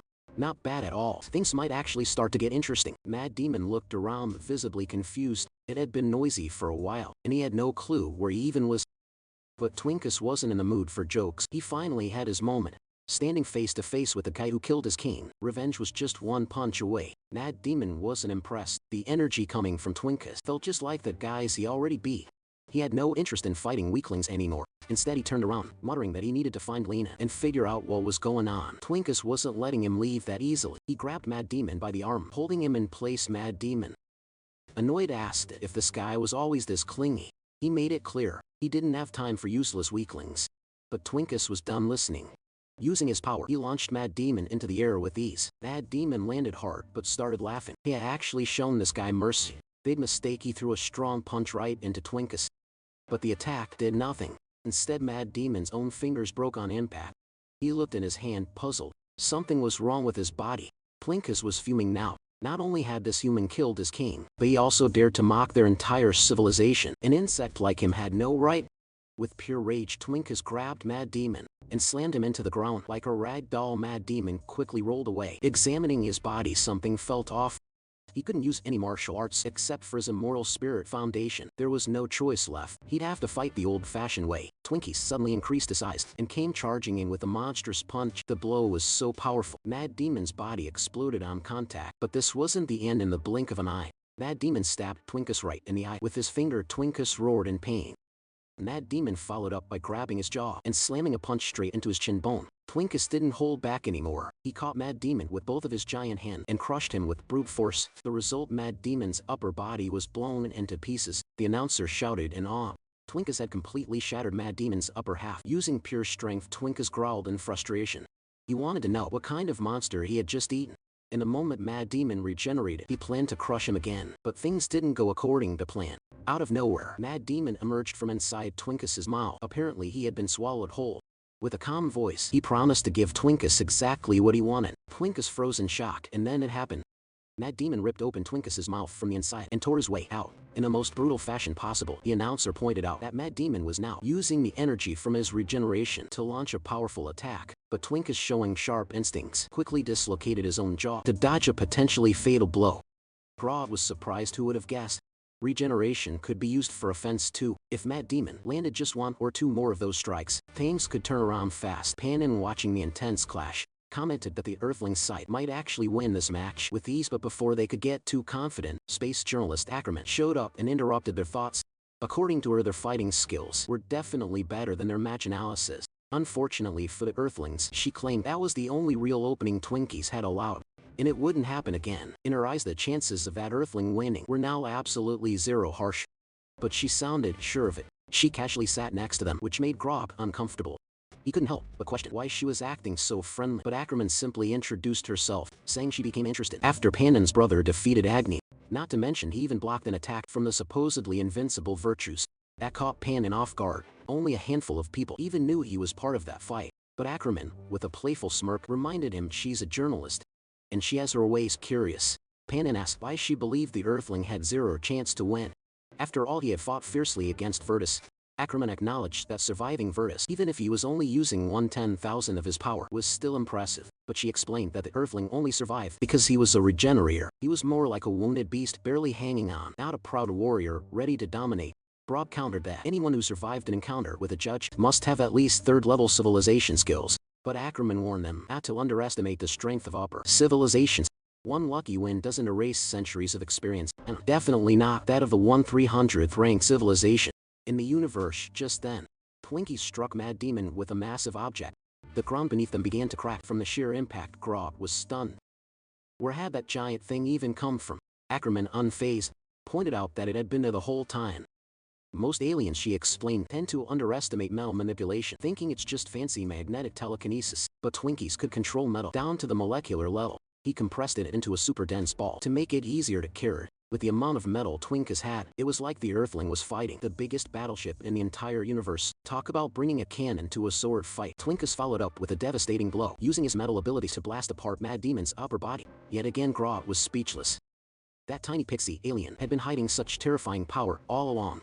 Was he mocking them? Ackerman coolly responded that, from a first-level civilization's point of view, it might look that way. Grog was confused, but she clarified she didn't mean to insult them. The GSB tournament was a universal event, held once every 100 years. It was a massive showcase of civilization strengths and tech. Using their full abilities against a low-level opponent, like an Earthling, would be embarrassing. In fact, even winning could be seen as a loss. On top of that, the metal Twinkies used was considered the very heart of pixie aliens.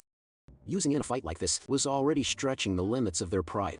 Twinkies begins to reflect, sharing the story of his people, the greatest iron craftsmen in the universe. Every pixie is born with a few hundred grams of iron inside their body. By the 6th month after birth, this iron solidifies and is expelled through a ritual called iron ejection. The metal produced during this process is known as soul steel. It's not particularly strong, but every pixie sees it as a sacred part of themselves, a personal guardian of sorts. But everything changed when the Galactic Alliance arrived.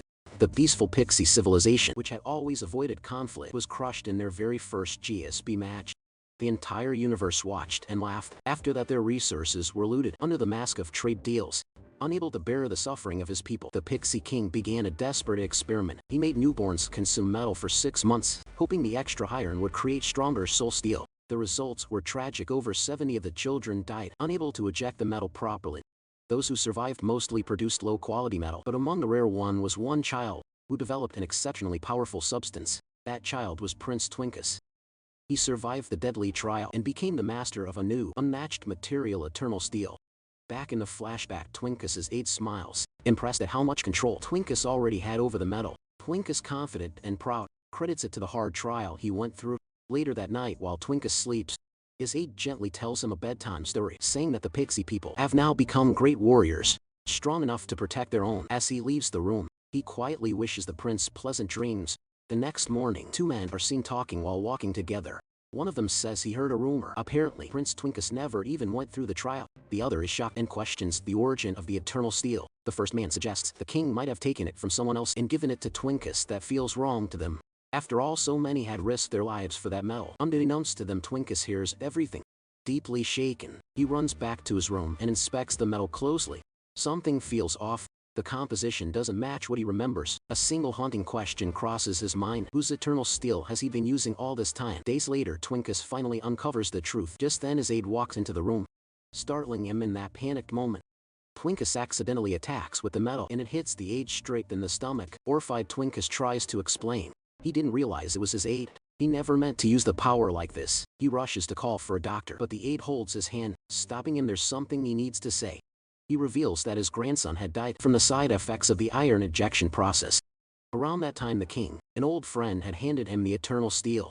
He then hands the metal to Twinkies, assuring him that no matter where the steel came from, the ability to use it was earned through the prince's hard work. He believes Twinkies will one day save their people. Though help arrives, it's too late. The aide passes away. From that moment on, Twinkies makes a vow to raise his civilization higher than any other with the power of eternal steel. Back in the present, the announcer yells in disbelief, "That demon is moving." Twinkies turns around and watches in shock. Somehow that demon is rising again. Twinkies can't believe it. Even as a warrior from a 3rd-level civilization, he's nearly out of Cosmo Force. At this 1st level, Earthling still has energy left. That demon lifts his head and gives Twinkus a creepy, unsettling smile. The announcer was in utter disbelief, calling it an unbelievable sight. As the Earthling rose once again, questions flooded the arena. Was there truly no end to this? How long could he keep recovering? Twinkus, in rage, unleashed his metal ability, determined to keep attacking until the Earthling was dead. Suddenly Mad Demon leaped forward, closing the distance between them in an instant. Twinkus was shocked, noticing how drastically different his movements had become. Mad Demon launched a sudden attack, which impressed Ackerman. However, she believed it wouldn't matter, stating that a pixie's skin was tougher than most metals. The announcer confirmed the blow connected with Twinkus's right cheek, but Twinkus quickly retaliated with a massive spear. The spear pierced straight through Mad Demon's chest, yet the Earthling countered with a powerful punch that sent Twinkus flying. As Twinkus was about to hit the ground, Mad Demon jumped again and delivered a crushing kick. Twinkus, now stunned, began to realize the Earthling had been hiding his true strength all along. Laughing, Mad Demon declared that the flow had returned and vowed to end things quickly. He followed up with a powerful punch, triggering a massive explosion. The announcer questioned whether this Earthling possessed more than just regeneration abilities. Watching from the sidelines, Lena expressed confidence in Mad Demon. Meanwhile, Twinkie's servant grew increasingly anxious. Aquaman acknowledged the shocking turn of events, noting that while pixies were known for brute strength and defense, they lacked the reflexes to block such attacks. Just then, it was revealed that Twinkus had used his metal powers to form a shield blocking Mad Demon's devastating punch. Panning glanced at Ackerman, who snapped back, frustrated that she might have been wrong for once. She told him to stop reacting to her every word. Mad Demon was now impressed, recognizing the toughness of the shield. At that moment, Twinkus's metal ability surged again, with the metal stabbing into Mad Demon's abdomen. Furious, Twinkus lashed out, declaring that a lowly creature like Mad Demon would never pierce the eternal steel. As long as the universe's strongest metal existed, the result wouldn't change. The metal had already spread throughout Mad Demon's body. Twinkus formed a protective dome of metal around himself, calculating that the Earthling's regeneration likely consumed energy if he could endure long enough.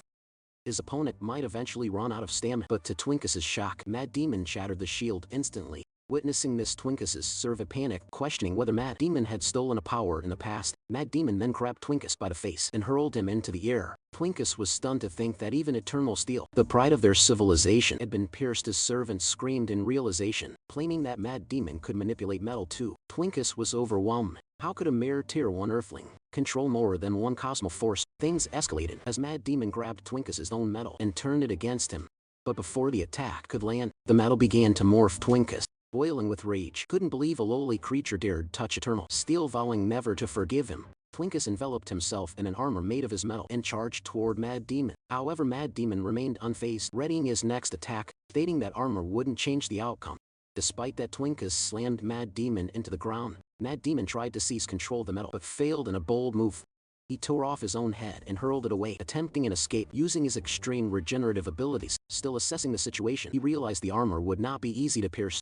His thoughts drifted to the past, recalling an encounter with a man named Meng Dao. Back then, Meng Dao had mocked him, suggesting that only the Dark Lord himself should face the invincible Iron King. Meng Dao had been ready to fight, claiming to follow the martial way. Another man appeared during that memory, questioning if Meng Dao was truly the owner of the legendary Janwu armor or if it was all a myth. He accused Meng Dao of showing off to a child. Meng Dao asked who the stranger was, to which the man responded with a smile, mocking him again. Meng Dao had then launched an attack with his sword. Remembering that day, Mad Demon realized something crucial. Returning to the present, he closed in on Twinkus, deciding to use the technique he had learned, True Energy Shattering Fist. The battleground fell into silence the moment Mad Demon struck. Then Twinkus's armor suddenly cracked open and blood began to pour out. Mad Demon laughed as he reminded Twinkus of a simple truth: no matter how extraordinary a weapon may be, it is never the weapon that decides the battle, it's always the one who wields it. A security drone approached Twinkus and began scanning his vitals. Soon after, the announcer declared the result. Twinkus was unable to continue, and the match had officially ended. Broad reacted with excitement, pointing out the overwhelming power of a Tier 1 civilization. Pannon remarked that if it had been the earlier opponent instead of Twinkus, he would have died much sooner. As Ackerman walked away, she reflected on the nature of the universe. It had been roughly 15 billion years since its birth, and despite the infinite possibilities of cosmic force, she believed all outcomes had already been observed, yet there was no data about the Earthling's strange phenomenon. She wondered if it was a new ability, or if someone had deliberately hidden it from the universe's vast network. The mystery began to pique her curiosity. The announcer loudly proclaimed the outcome of preliminary round 8. Earth representative Mad Demon had emerged victorious. Clarisive acknowledged that Lena, the team leader, had been right all along.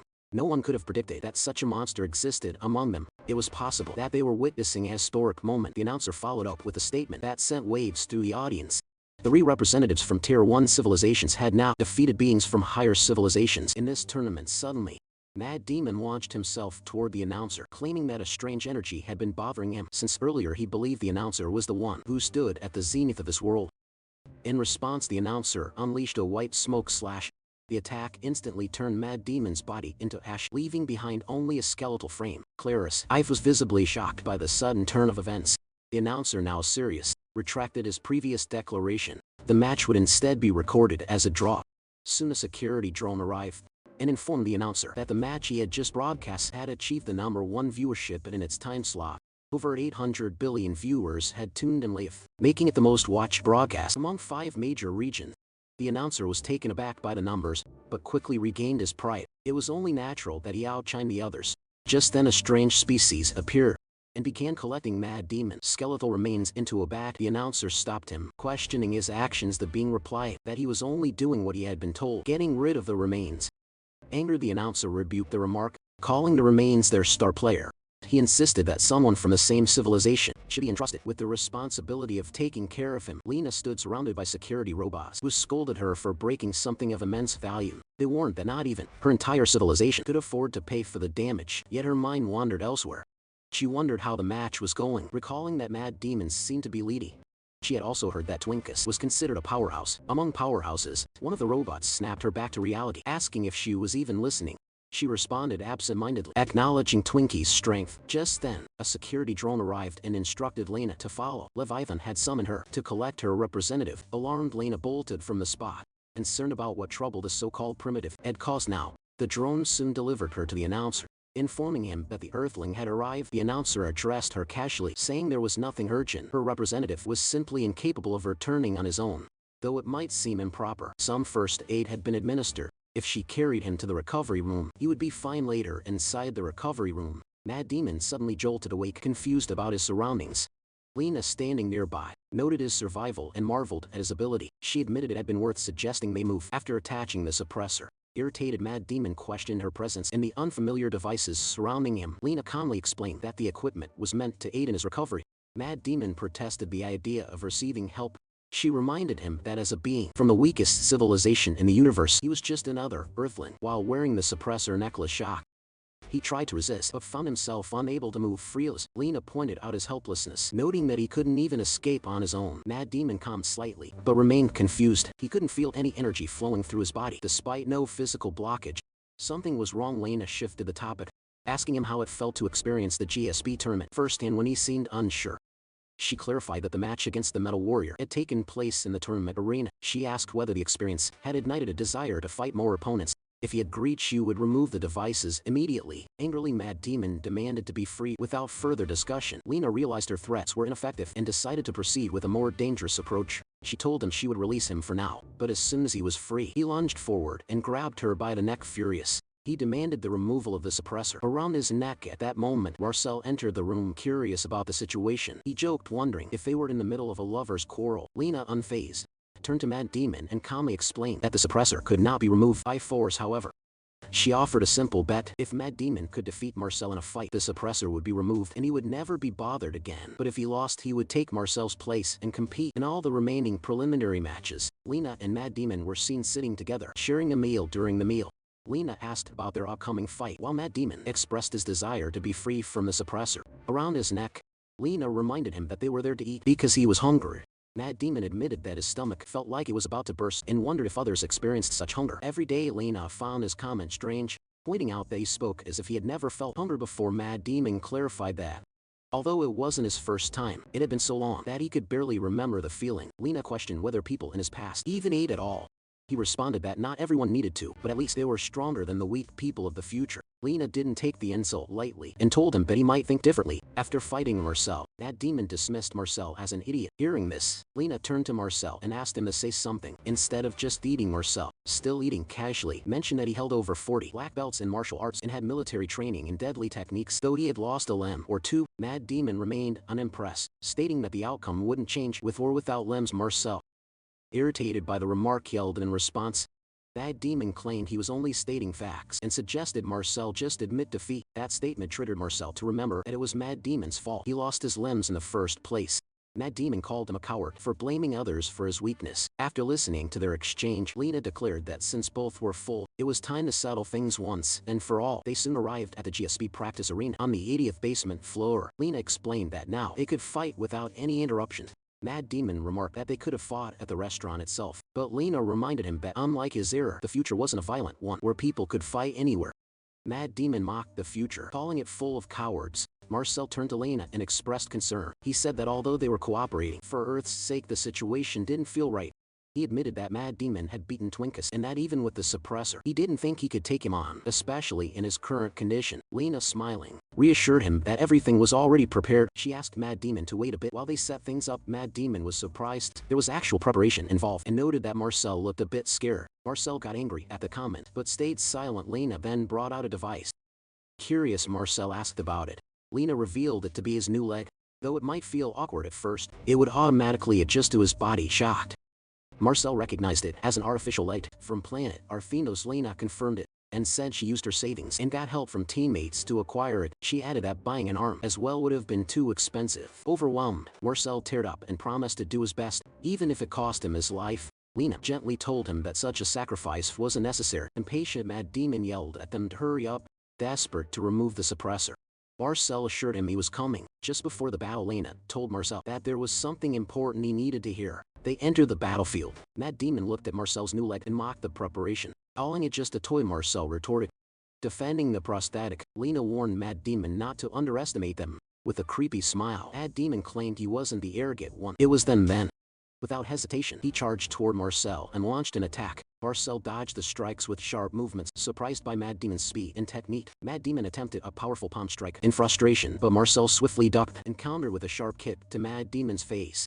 The impact knocked Mad Demon back, sending him crashing to the ground. Marcel looked at him and realized that things were unfolding just as Lena had predicted. Just before the match began, Marcel reflected on Lena's earlier words. He had asked her whether she really expected him not to be afraid after watching Mad Demon's last match. Lena had confidently replied that if he fought as he normally would, victory would be easy. Marcel agreed to give his best, but was curious about her confidence. With a light laugh, Lena had explained that Mad Demon's current physical condition was below average due to the suppressor. She told him that the device wasn't designed for civilizations of lower tiers. In the grand scale of the Galactic Federation, lower civilizations like theirs weren't accounted for. She compared the suppressor's effect to giving a mouse an elephant's tranquilizer. Since Mad Demon wasn't using any martial arts yet, he remained unaware of how severely the suppressor would react once the fight truly began. Back in the present, Marcel wondered how Lena knew the suppressor's effects on a first-tier civilization. Normally these devices were only used on second-tier civilizations. I found it puzzling. Meanwhile, Lena silently recalled the past 2 decades. It had been a long journey. During that time, the Galactic Federation had ignored and even turned a blind eye to the notorious cosmic trafficking organization. While hiding in the shadows, she had gathered a wealth of information. Now standing firm, Lena declared that with a master who truly understood the weapon called knowledge, things would change. In this time, the alien forces would have to be on guard. Marcel struck the Mad Demon in the face with his knee, sending him crashing to the ground. Lying there, the Mad Demon cursed his fate, blaming the cursed necklace for his weakness. Lena stepped forward, telling Marcel that she needed to leave soon and suggested ending the training session for the day. Marcel glanced at the Mad Demon, then looked at Lena, questioning if this kind of training would really help in the next match. He recalled the Mad Demon's words that without the suppressor, someone like him wouldn't stand a chance. Lena responded with a question, asking what he thought separated higher civilizations from theirs. Marcel assumed it was the ability to use cosmos force, while Lena acknowledged he wasn't wrong. She explained the difference on a deeper level. She said it was about the potential to break the limits of common sense and physical boundaries. For Tier 1 humans, concepts like bodies engulfed in flames or creating weapons instantly were beyond logic. But for higher civilizations, such feats were natural, like breathing. She imagined a future where humanity could evolve to such an extent that even the impossible might become normal. Flying without aid or growing extra limbs. She revealed that the way to measure such potential was through knowledge. The higher a civilization's rank, the more knowledge it possessed. And knowledge wasn't just about having information, it was about how one used it. Without learning, one might not even be aware of their weaknesses and could face defeat. In Mad Demon's case, since the first match had drawn significant attention, it was likely his abilities had already been analyzed. For him, dodging and defense were only support tools. His fighting style resembled that of aliens with regenerative powers, not humans. and that similarity could become his fatal weakness. In future matches, Marcel grew curious, noting that Lena seemed to view Mad Demon more as an alien than a human.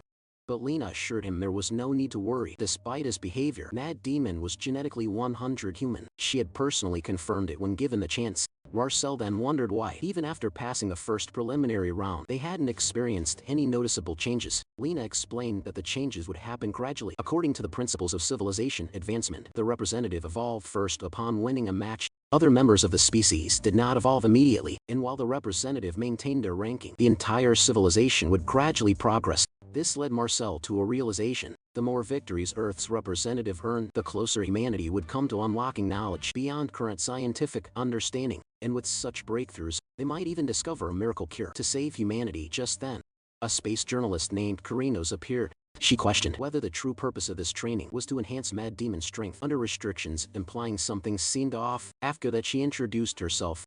Lena recognized her species, calling her an Amphorian. Marcel, unfamiliar with the term, asked about it. Lena explained that Amphorians were eerie beings capable of reading minds with a pen-like device. Hearing this, Kyranos realized Lena already knew about her kind. Lena then challenged Kyranos, asking why she called the training strange. After suddenly showing up, Kyranos clarified that it wasn't the training itself but Lena's explanation that sounded strange.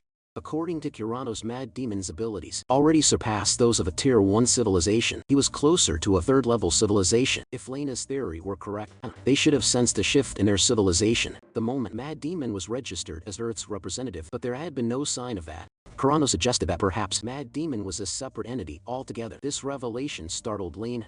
Kyranos then offered to confirm his identity, claiming she could reveal secrets even science couldn't uncover. But before she could continue, Marcel threw a cloth at her, warning her to stay back, saying they couldn't trust her.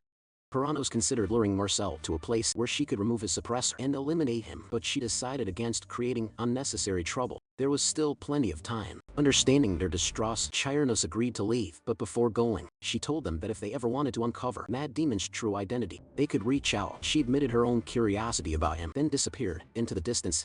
Marcel turned to Lena and asked her opinion on what had just been said. Lena dismissed the concerns, saying it was likely just baseless curiosity about Mad Demon. She reminded him that they had no other options left. Their only task was to put everything on the line and help Mad Demon win the next match, no matter what. 15 days later, the scene shifted to the Grand Tournament Stadium. The announcer declared the beginning of the second preliminary round Group 8 match. The first player to enter the arena was introduced as the representative of the transferee civilization, ranked 5830th in the universe. He was a mysterious being who had cleared the first round in record time, with the ability to control his own cosmos energy, and empowered by the energy of 400,000 of his kind. He stood as a guardian deity of his planet. His name was Birkin. As Birkin entered the arena, he removed the suppressor on his body and let out a deafening roar. The announcer noted that a powerful beast had just been unleashed. Watching the scene, Mark remarked that such sights weren't something one witnessed every day. Lena calmly replied that their side was no different. Mark asked her what she meant by that, but she simply told him to wait and see. The announcer continued, now introducing Birkin's opponent. Despite being from the lowest rank, Tier 1 civilization, this player had managed to defeat Twinkus, the greatest metal controller in the universe. Mad Demon then entered the battlefield, but his condition appeared visibly poor. Lena smiled and confidently pointed out that she had already said their side would also grab attention. Mark was shocked, questioning how Lena could allow their representative to be in such a state. Lena reassured him that such injuries meant nothing to Mad Demon. Meanwhile, Mad Demon, filled with rage, marched forward. The announcer highlighted that Mad Demon's inhibitors were being released as he entered the arena. Mark was amazed by the power he witnessed and began cheering for Mad Demon with excitement. Fueled by anger, Mad Demon cursed those who had humiliated him. He swore to kill them, but reminded himself of a promise first. He would take down the monster in front of him and then settle the rest with that. The second round of the preliminaries Group 8 match officially began. Mad Demon observed that just like before, his energy had returned, but the flow within him felt distorted. Because of that, he was unable to use his martial arts techniques. He wondered if he would have to wait for the energy flow to stabilize again, just like last time. Meanwhile, Birkin's supporters erupted in loud cheers, urging him to fight and protect their planet. Hearing their voices echo through the stadium, Mad Demon was confused, questioning what they were shouting about. The supporters hailed Birkin as their hero, the guardian who had saved them from monsters, their planetary protector. The announcer pointed out that the crowd's passionate support filled the stands, yet Birkin had not made any real moves so far. Mark commented on Birkin's titles, noting how impressive they sounded. A warrior said to possess the power of a billion, the planetary guardian, a divine protector. Lena remained calm, comparing him to the strongest man on Earth, Marcel. But in her thoughts, she acknowledged that Birkin was no ordinary opponent. His title wasn't exaggerated, and she silently hoped everything would go well. Suddenly a companion standing behind Birkin shouted loudly into a microphone, calling for divine punishment to be unleashed on the enemy. The sound was so intense that everyone in the stadium paused what they were doing. Lena immediately recognized the thunderous voice as a signal the real battle had begun. Mad Demon flinched at the volume, feeling like his eardrums might burst. He took a moment to assess Birkin, realizing that the warrior had felt emotionless earlier but had now transformed in an instant. In the next moment, Birkin charged at Mad Demon and delivered a devastating punch. A blinding flash of light erupted across the stadium, followed by a powerful explosion. The announcer described how Birkin's strike had shaken the entire arena. This was the power of a guardian who carried the energy of his entire planet. However, the arena's advanced energy barrier managed to contain most of the impact. Birkin's supporters erupted with joy, cheering at the overwhelming display of power. The announcer recalled how Birkin's previous opponent, who also had regenerative powers, was defeated in just 3 seconds with the same attack. Now the question was whether Mad Demon could survive the same blow. But to everyone's surprise, Lena noticed that Mad Demon had narrowly dodged the attack. The announcer confirmed that Mad Demon had changed his trajectory just in time to avoid a critical hit. That strike had been specially designed to exploit the weaknesses of regeneration users, yet Mad Demon had successfully evaded it by using a completely different combat style. A remarkable move. Despite avoiding the hit, Mad Demon noticed that the areas affected by Birkin's power were regenerating.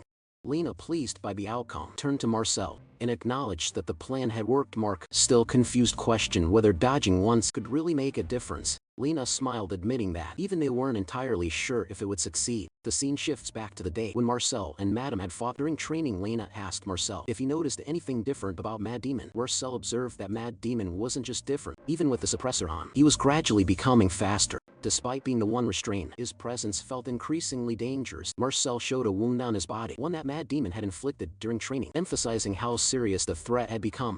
Lena, after hearing this, concluded that 2 weeks would be enough. She decided to report the progress to HQ and instructed Marcel to continue the training for the remaining period. Marcel was left wondering what she was really thinking. Meanwhile, Mad Demon, lying on the ground, angrily questioned Marcel's intentions, calling the training pointless. He didn't believe someone like Marcel could ever train him. Marcel admitted that he probably looked pathetic in Mad Demon's eyes without the suppressor. His punches would likely feel like nothing, and his attacks would appear too slow to even dodge. But he believed that even repeated, weak attacks could land eventually, just like dripping water could cut through stone. If Mad Demon's regenerative ability ever failed at the wrong moment, he could lose everything from just one hit. Though he noted luck that bad rarely came back. In the present, Mad Demon, visibly irritated, couldn't believe he was actually being helped this way. Marcel reflected that, with Mad Demon's overwhelming power, it was obvious he wouldn't respond well to being ordered around, so calling it training and letting him learn naturally must have been Lena's plan all along. Lena confirmed it after observing Mad Demon. She realized that someone with such strong pride wouldn't respond to persuasion or emotional appeals. A subtle approach like this would be far more effective. She emphasized that in a fight against Birkin, dodging that critical strike was the most important aspect. Just then, Puranos added her perspective. For a Tier 1 civilization, Earth's team had displayed an impressive understanding of the weaknesses and regenerators. The reason for training in the old arena, where the suppressor couldn't be removed, was to break Mad Demon's overdependence on his abilities. A chronic issue in those with regeneration powers. Normally, your immortal combat would be seen as a strength, not a weakness. Yet the Earth team had made a surprisingly sharp observation. Unlike the first round, where luck played a huge role, in the second match, where all information was public, the abilities of the second in command became crucial. Kuranos noted that Birkin's side didn't seem prepared for this kind of situation. Meanwhile, Twinkus was also watching the match. He called Birkin's team a bunch of idiots and wasn't surprised they had remained a Tier 2 civilization despite their power, although he admitted that it would benefit him if the Earthling won. He didn't want Mad Demon to win too easily. He hoped Mad Demon would push himself even further. After all, he was the universe's strongest puppet. The announcer declared that after exchanging their initial attacks, both fighters entered into a long and intense standoff. Lena continued cheering for Mad Demon, urging him to stay alert and avoid the next attack as well. Mark, watching the fight unfold, questioned whether she was overreacting since Mad Demon would recover anyway, but Lena pointed out that regeneration wasn't flawless. Mad Demon's left arm still hadn't healed, highlighting a vulnerability. Curious, Mark asked about Birkin's abilities, noting that a transferite being should only be able to manipulate their own energy. Lena confirmed that was correct. The ability allowed them to control and transfer their energy to others, making it more of a support-based power than one meant for combat. However, every living being had a limit to how much energy they could handle. Birkin exploited this by forcefully injecting energy beyond that threshold, causing internal destruction. For Mad Demon this was especially dangerous because the attack damaged his energy-related organs, making it impossible to use his powers. Bark then wondered whether Birkin too would exhaust energy through such attacks.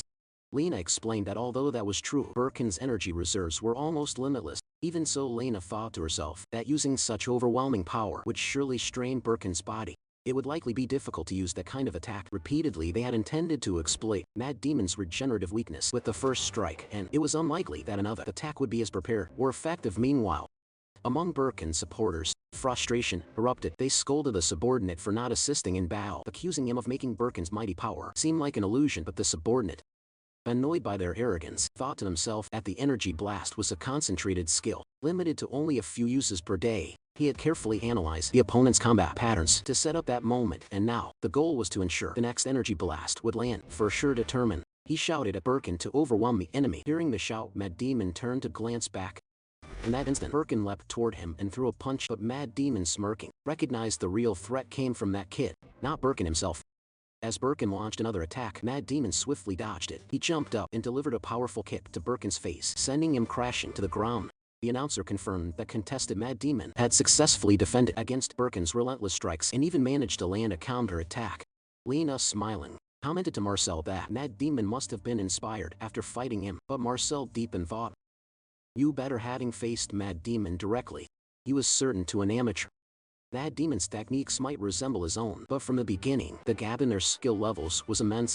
Even with the suppressor on Mad Demon, Marcel knew he could never win. Meanwhile, Birkin's supporter, standing behind him, shouted furiously into the mic, urging Birkin to unleash his divine punishment. Mad Demon, unimpressed, wondered if they really expected a loudly announced attack to work on him. Birkin then charged at Mad Demon, but the latter swiftly dodged. Confused by what he sensed, Mad Demon began to move away, trying to create distance.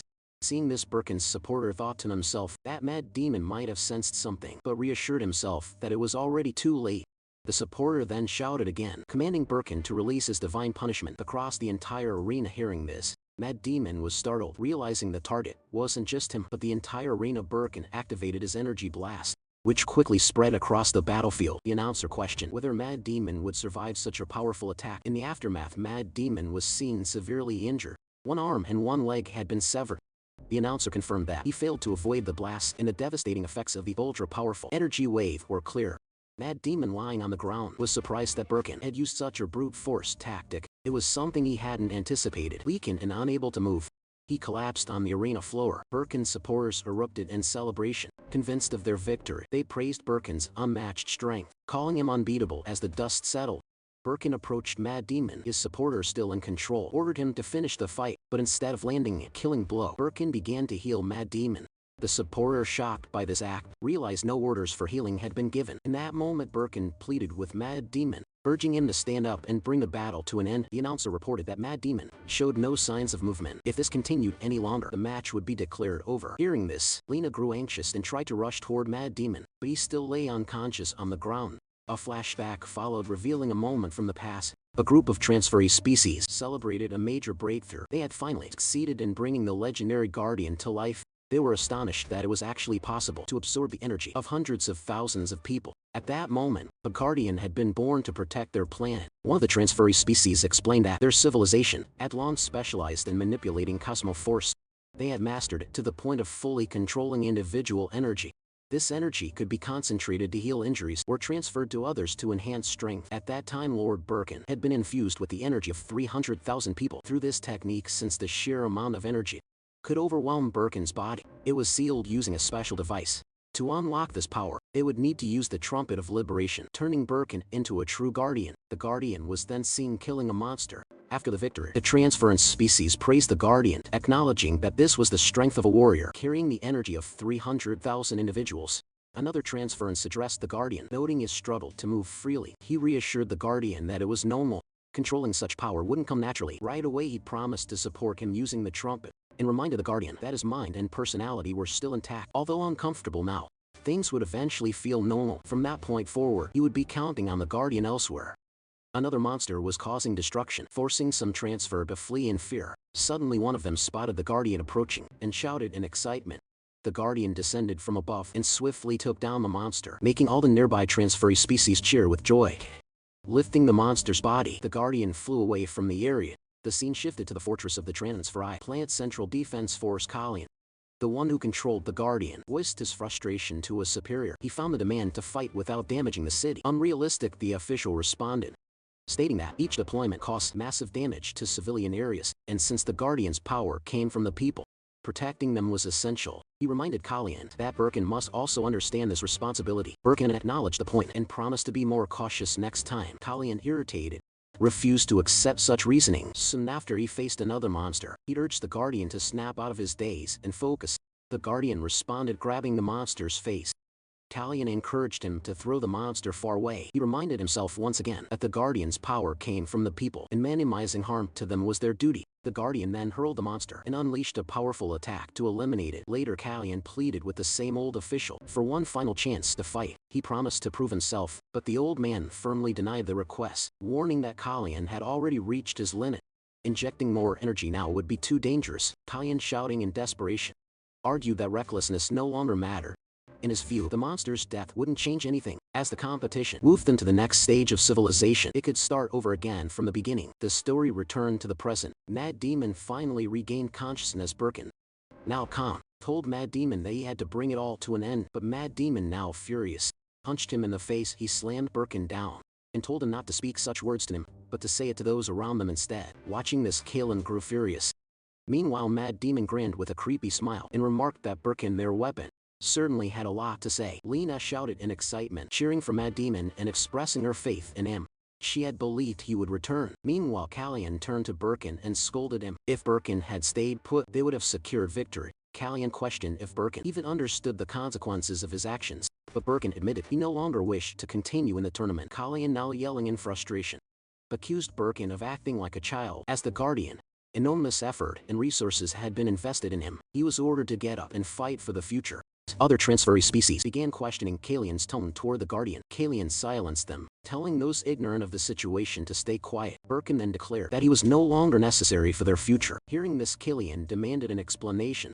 A flashback revealed a conversation between Kalian and an elder. Kalian had protested the decision to stop supplying energy, believing that increasing the supply was necessary to heal Birkin's wounds. The elder, however, insisted on initiating the disposal process. Kalian, shocked, asked for clarification. The elder explained that the monster zone, which had been defeated earlier, was the last of its kind. Although known publicly as a mutant, it was actually a failed Guardian experiment from the past. With its fall, the threat had ended. Khalid tried to argue that disposing of the Guardian would jeopardize the GSP tournament, but the elder informed him that the decision was final. Their civilization would no longer participate in the tournament. Even if this brought future consequences or lowered their status, it was the right path. Khalid questioned whether Birkin, who had fought for them, wasn't also part of their civilization. The elder dismissed that notion, calling Birkin a weapon created through experimentation, not a living being. Maintaining Birkin's personality required constant use of Kalian's life force. He reminded Kalian of his own limits. Still, Kalian had pleaded for one more chance to fight. Returning to the present, Birkin told Kalian that his role to protect the planet from monsters was over. Kalian was furious. He shouted that Birkin's words were weak and pitiful. True peace wasn't just for the spectator, but for Birkin too. If they advanced to the finals and their civilization's level rose, Birkin's damaged body and altered form could be repaired. He urged Birkin to stand up. Birkin began to rise. Kalian shouted again, this time telling him to fight not for others, but for himself. With that, Birkin's body began radiating the Guardian's aura. Mad Demon laughed, finding it amusing. This new version of Birkin was far more exciting than the lifeless puppet from earlier. Khalid announced that from that moment on, it would be an all-out battle. The announcer commented on the immense power Birkin now held. He had become pure energy. As he slammed the arena with his massive fist, it was clear that even one strike could end the match. Mad Demon dodged again with incredible speed, but there was no counterattack. It raised the question, had Birkin become immune to physical attacks? Mad Demon, undeterred, began powering up to withstand the intense battle. He channeled energy into both hands and activated an energy shield to protect his body. Birkin advanced relentless, but it wasn't enough yet. Kalian shouted at Birkin, urging him not to stop and to keep attacking. Watching the fight, Kalian thought that they only needed to land a single hit. Observers from another species began questioning what was going on with the Earthling. Kalian grinned, realizing there had never been a need to rush. By now, both of Mad Demon's hands had been severed. Khalid, now thrilled, declared that the Guardian's body had become a furnace of energy from countless people. A flimsy barrier couldn't possibly withstand that force. Birkin launched an attack on Mad Demon. Kalian, pleased, encouraged him further. Now that Mad Demon couldn't dodge, it was time to finish the fight. Birkin readied another powerful strike, but Mad Demon, smiling, declared that he never intended to dodge. From the beginning, charging forward, he launched his own attack at Birkin. Watching this, Carano's expressed disappointment, thinking that Mad Demon was throwing his life away. In the end, she had high hopes, but now considered it a shame Mad Demon's attack landed. Elsewhere, a member of the Sapient species, Civilization Rank 1 named Melander, was watching the battle from a distant location. He seemed pleased by what he witnessed. A powerful warrior had emerged, radiating intense energy. Even in the preliminaries, he recognized the direction as Leviathan's district and noted it had been a long time since he'd seen. His brother Marcel watched Mad Demon's power in shock. Realizing that if that attack had landed directly, not even Birkin would have survived, the announcer addressed the spectators, informing them that the energy barrier around the arena was being reinforced in real time to prevent any explosions from affecting the audience. Viewers were asked to stay calm and continue enjoying the match. After the announcement, the announcer internally noted that a Tier 4 civilization level energy barrier was reacting to the bow. For a lower civilization, this was turning out to be quite an impressive show. As the dust settled, the Guardian was seen still standing in the stadium. Callian, overjoyed by the sight, celebrated their apparent victory. But Birkin looked at Callian and apologized. With those final words, he collapsed to the ground. All the transference species were stunned. Meanwhile, Mad Demon, lying on the ground, laughed. He remarked that Birkin had hesitated until the very end. It became clear that Birkin's true intention was never to kill, and although it disrupted Mad Demon's sky step, it didn't really matter to him. Getting back on his feet, Mad Demon stated that their debt was now settled. He had granted Birkin the death he wished for. The announcer then declared the match over. Earth's representative, Mad Demon, had won. Lena was overwhelmed with happiness upon hearing this. Marcel, in disbelief, recognized that this was Earth's true representative. Callian rushed over to Birkin and collapsed beside him. Crying, he accused Mad Demon of using some cowardly trick. According to Callian, Mad Demon's attacks shouldn't have been able to harm Birkin at all. Mad Demon laughed off the accusation and revealed that he had shared his Kai with Birkin. Callian, confused, questioned this revelation. Mad Demon explained that he had simply injected his Kai into Birkin through his Cosmo Force. Since Birkin had already exceeded his limit, Mad Demon only added a little more. Callian was left stunned. If he hadn't been so reckless, Birkin might still have been alive. Other transferee species began confronting Callian. They mocked him for standing there idly after taking all their energy and losing in the second round of preliminaries. They questioned how someone from Earth could have caused such a defeat and blamed Callian for wasting their energy on an outdated relic like Birkin. Furious, Callian shouted back, defending Birkin. He declared Birkin a true hero who had protected them selflessly. Callian questioned whether their civilization could endure future threats now. He warned that a complacent civilization would never know peace someday. Beings far more ruthless than the monsters would target their planet, and the hypocrites in the Alliance wouldn't protect them like Birkin did. When that time came, while speaking, Callian's face was violently struck and torn apart. The announcer coldly reminded him not to insult the gods and ordered him to leave. Mad Demon turned and glared at the announcer with anger. Seeing this, Mark was startled and wondered why Mad Demon was reacting that way. Suddenly, a new voice asked if they had arrived too late. The announcer recognized the figure and cursed under his breath. Everyone around immediately bowed their heads in respect to the approaching figure. The presence belonged to none other than Melander, of Civilization Rank 1. Melander observed the battlefield, noting that the warrior with immense energy had fallen. He then turned to Mad Demon and asked if that made him the winner of the match. In response, Mad Demon laughed, acknowledging their long-awaited meeting with the one known as the zenith of this world. Everyone in the stadium bowed in reverence as Melander made his entrance. He walked forward and stood before Mad Demon, who instantly recognized him as the zenith of this universe. The announcer, watching from the side, grew agitated. He cursed Melander's presence. Frustrated to witness this scene once again, deep down he believed that this display of worship was merely a residual imprint left in everyone's cells after the Great Galactic War, not genuine devotion. A flashback revealed the history of that war. Around 100 million years ago, the universe had plunged into a resource crisis. This crisis ignited the flames of the Great Galactic War, a conflict that lasted 3,000 years and wiped out more than half of all civilizations. Just when it seemed that the light of civilization would be completely extinguished, a single being ended the war in only 10 days. That being was Sapient Melander in real. He had intervened, stopped the senseless slaughter, brought peace, and established a new order. From that day on, civilizations began worshipping him and his allies as gods, laying the foundation for the Galactic Alliance. Back in the present, a security drone approached the announcer and noted that thanks to Melander's appearance, their real-time ratings had once again reached number 1. The announcer, furious, destroyed the drone using his power and claimed the credit for himself.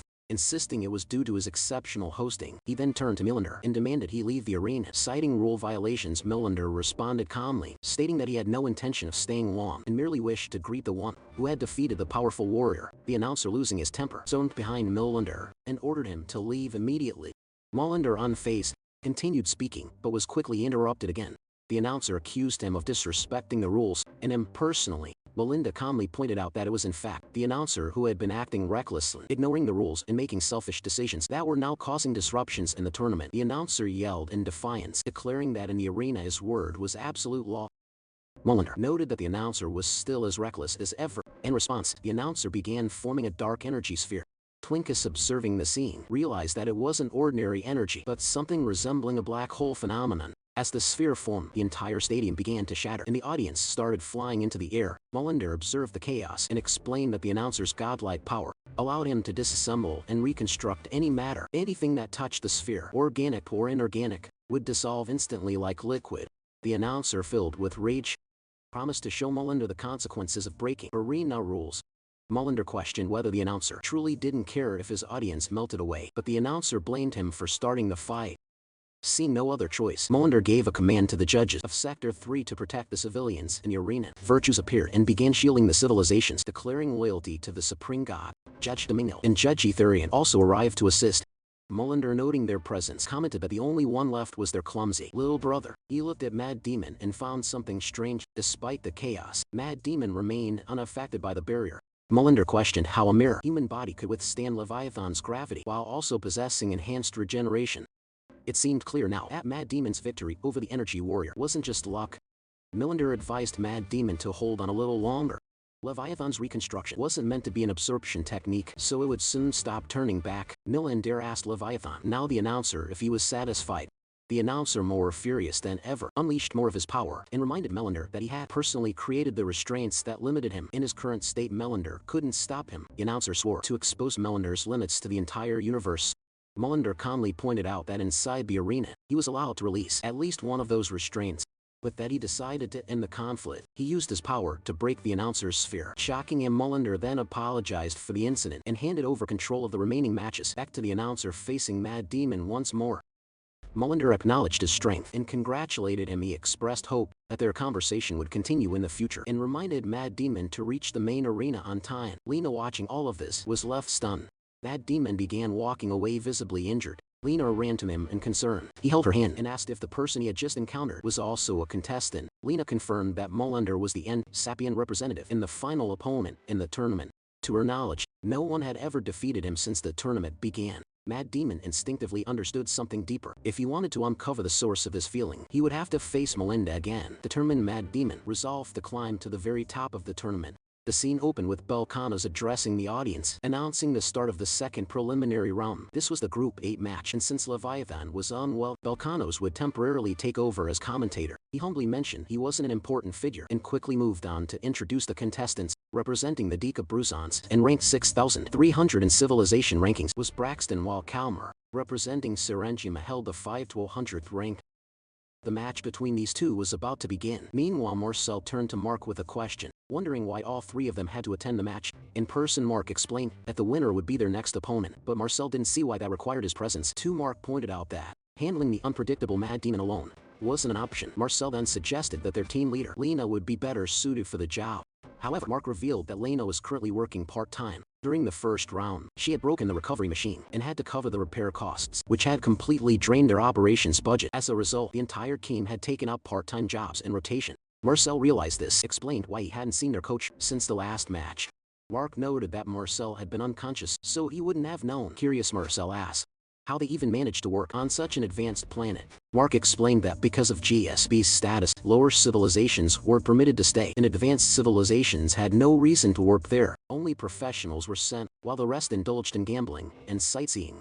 He noted that in such places, whether it was aliens or humans, the pattern remained the same. Only Tier 1 or 2 civilizations were truly desperate to rise. Most visitors at GSB were simply there for entertainment. Mark then noticed Mad Demon watching the match with intense focus and wondered if he had always been this serious. Eventually, the match concluded with Braxton declared as the winner. Mark acknowledged that their next opponent had been decided. Soon another match ended with Requena as the winner, followed by Buner winning. Yet another match. The announcer then informed the audience that Group 54's match would begin after a short break. As time passed, Mark turned to Mad Demon. Noting that they had already been watching matches for 6 hours, he questioned whether Mad Demon intended to sit there the entire time. In response, Mad Demon asked if Mark had been staying just because of him. Mark confirmed it. Mad Demon remarked that he didn't need to consider Mark's convenience and said he would be fine on his own. Mark expressed concern, saying that if Mad Demon disappeared again like last time it could be problematic, but Mad Demon assured him there was no need to worry. He had his own reasons for participating in the tournament and urged Mark to stop stressing about unnecessary things. Accepting this, Mark got up and mentioned that it was time for his shift. Before leaving, he informed Marcel that their team leader would be arriving after work. Marcel said he would stay until she showed up and told Mark to go ahead. As Mark walked away, he reflected on Mad Demon's words. Though they weren't particularly impressive, for a brief moment, just as their team leader had once said, Mad Demon truly looked like their savior. As Marcel remained seated, he found himself deep in thought. During training, things had never been this awkward, but now that it was just the two of them, the silence felt heavy. He didn't know what to do. Breaking the silence, Mad Demon asked if Marcel had anything else to say about fighting styles like he did before. Marcel admitted that he wasn't strong enough to teach anything. Mad Demon replied that he already knew Marcel was weak, even without being told. However, after his battle with Birkin, he had come to understand something important. The talent to become strong and the talent to make others strong were entirely different. He questioned whether this concept was too much for someone as weak as Marcel. Marcel then mentioned there was something that had always made him curious whenever he watched Mad Demon's matches. At that moment, Lena arrived, out of breath from rushing. She had hurried over just in case, but was immediately struck by the strange atmosphere between the two. The scene shifted to a month later. The announcer stood before the crowd, declaring the start of the third preliminary round, representing a civilization built entirely on strength, and ranked 643rd Braxton. The leader of the Debt Bruisers stepped into the arena. His opponent was someone who no longer belonged to the lowest rank, Civilization Mad Demon, now ranked 800th with no delays.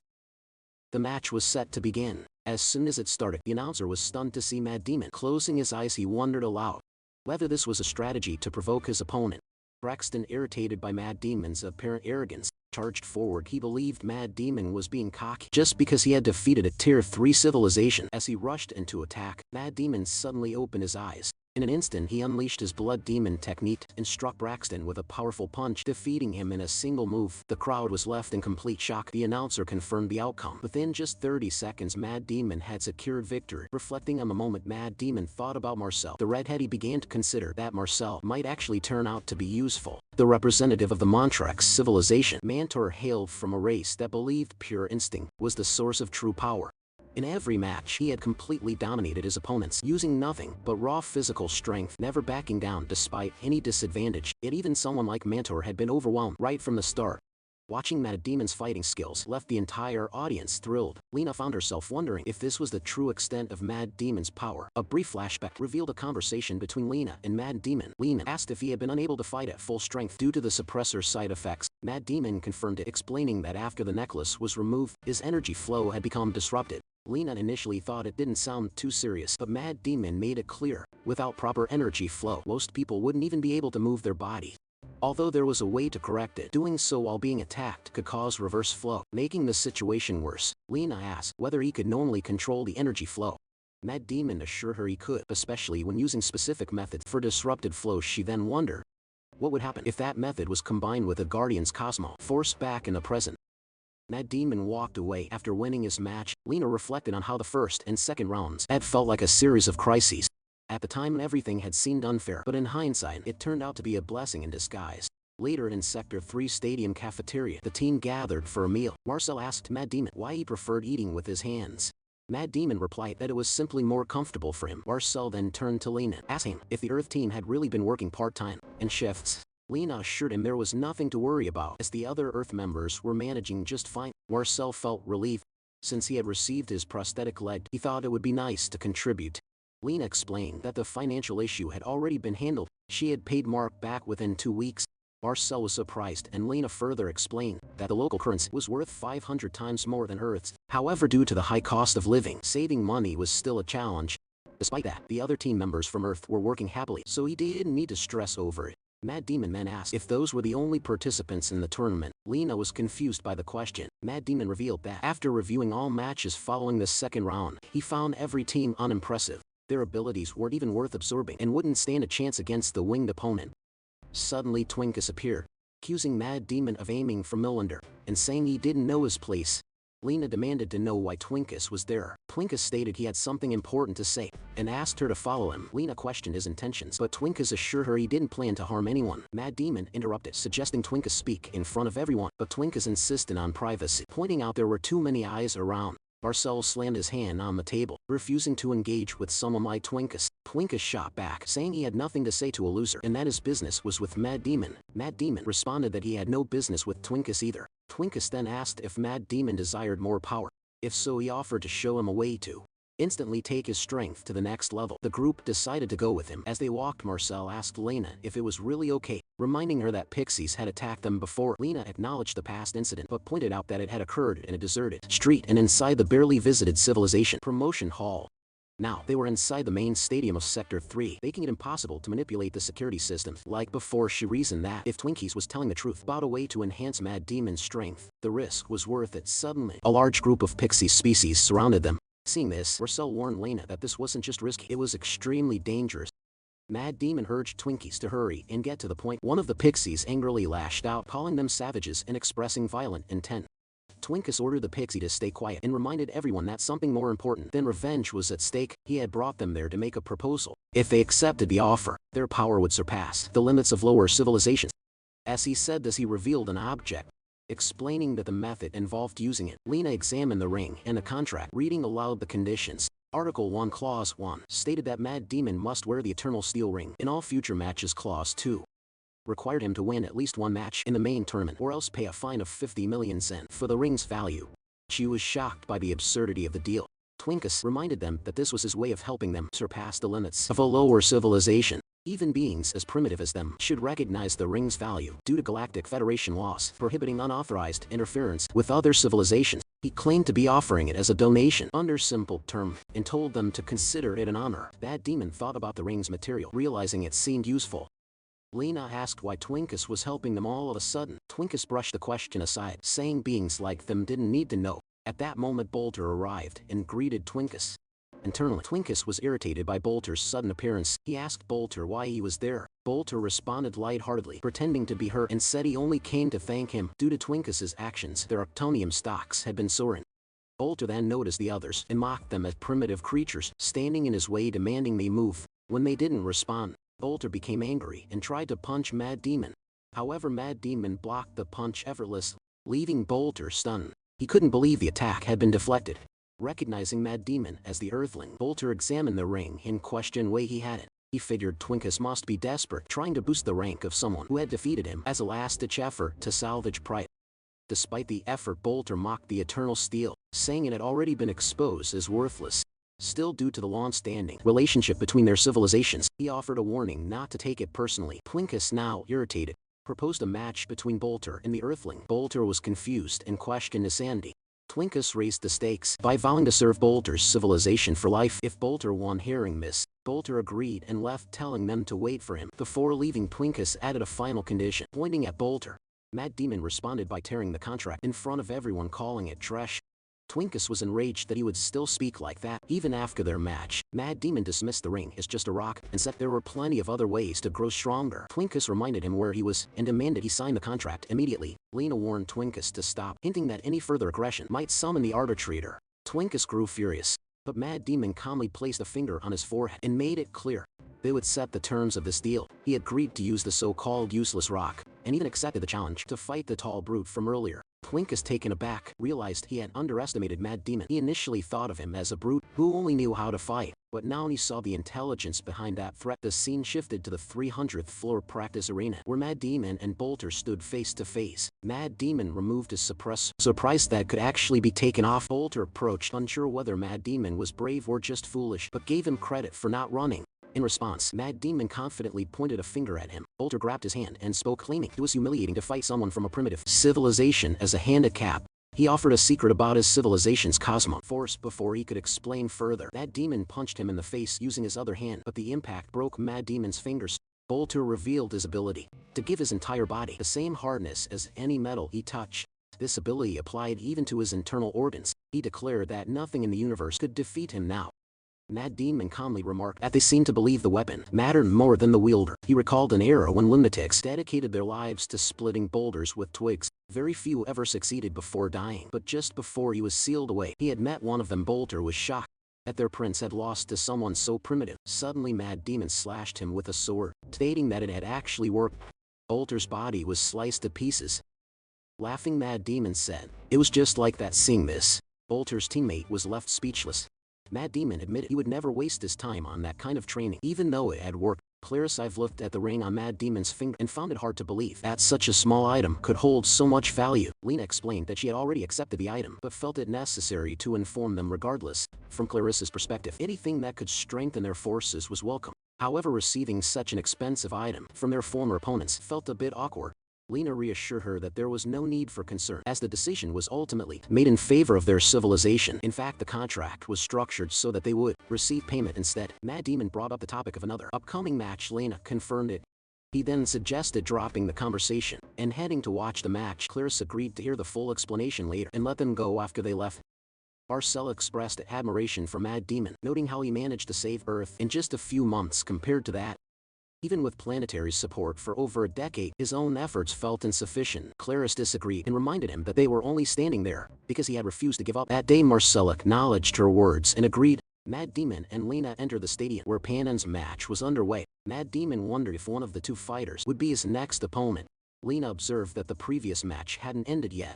She noted that the opponent was a Titanarian, a species capable of controlling powerful, invisible arms. The announcer narrated that Panen charged at Ragno once again, only for Ragno to neutralize the attack instantly. A relentless barrage followed. Lena questioned Panen's reckless strategy and wondered if he was unaware of his opponent's ability. She considered the possibility that, as a Stage 1 civilization, it wasn't easy for him to access detailed intel. Something about him felt off.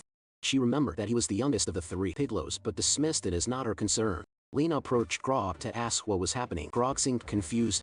Lena reminded him that Panen had previously manifested an overwhelming cosmo force, yet now he was being completely dominated. Compared to Agni, Panen seemed like nothing.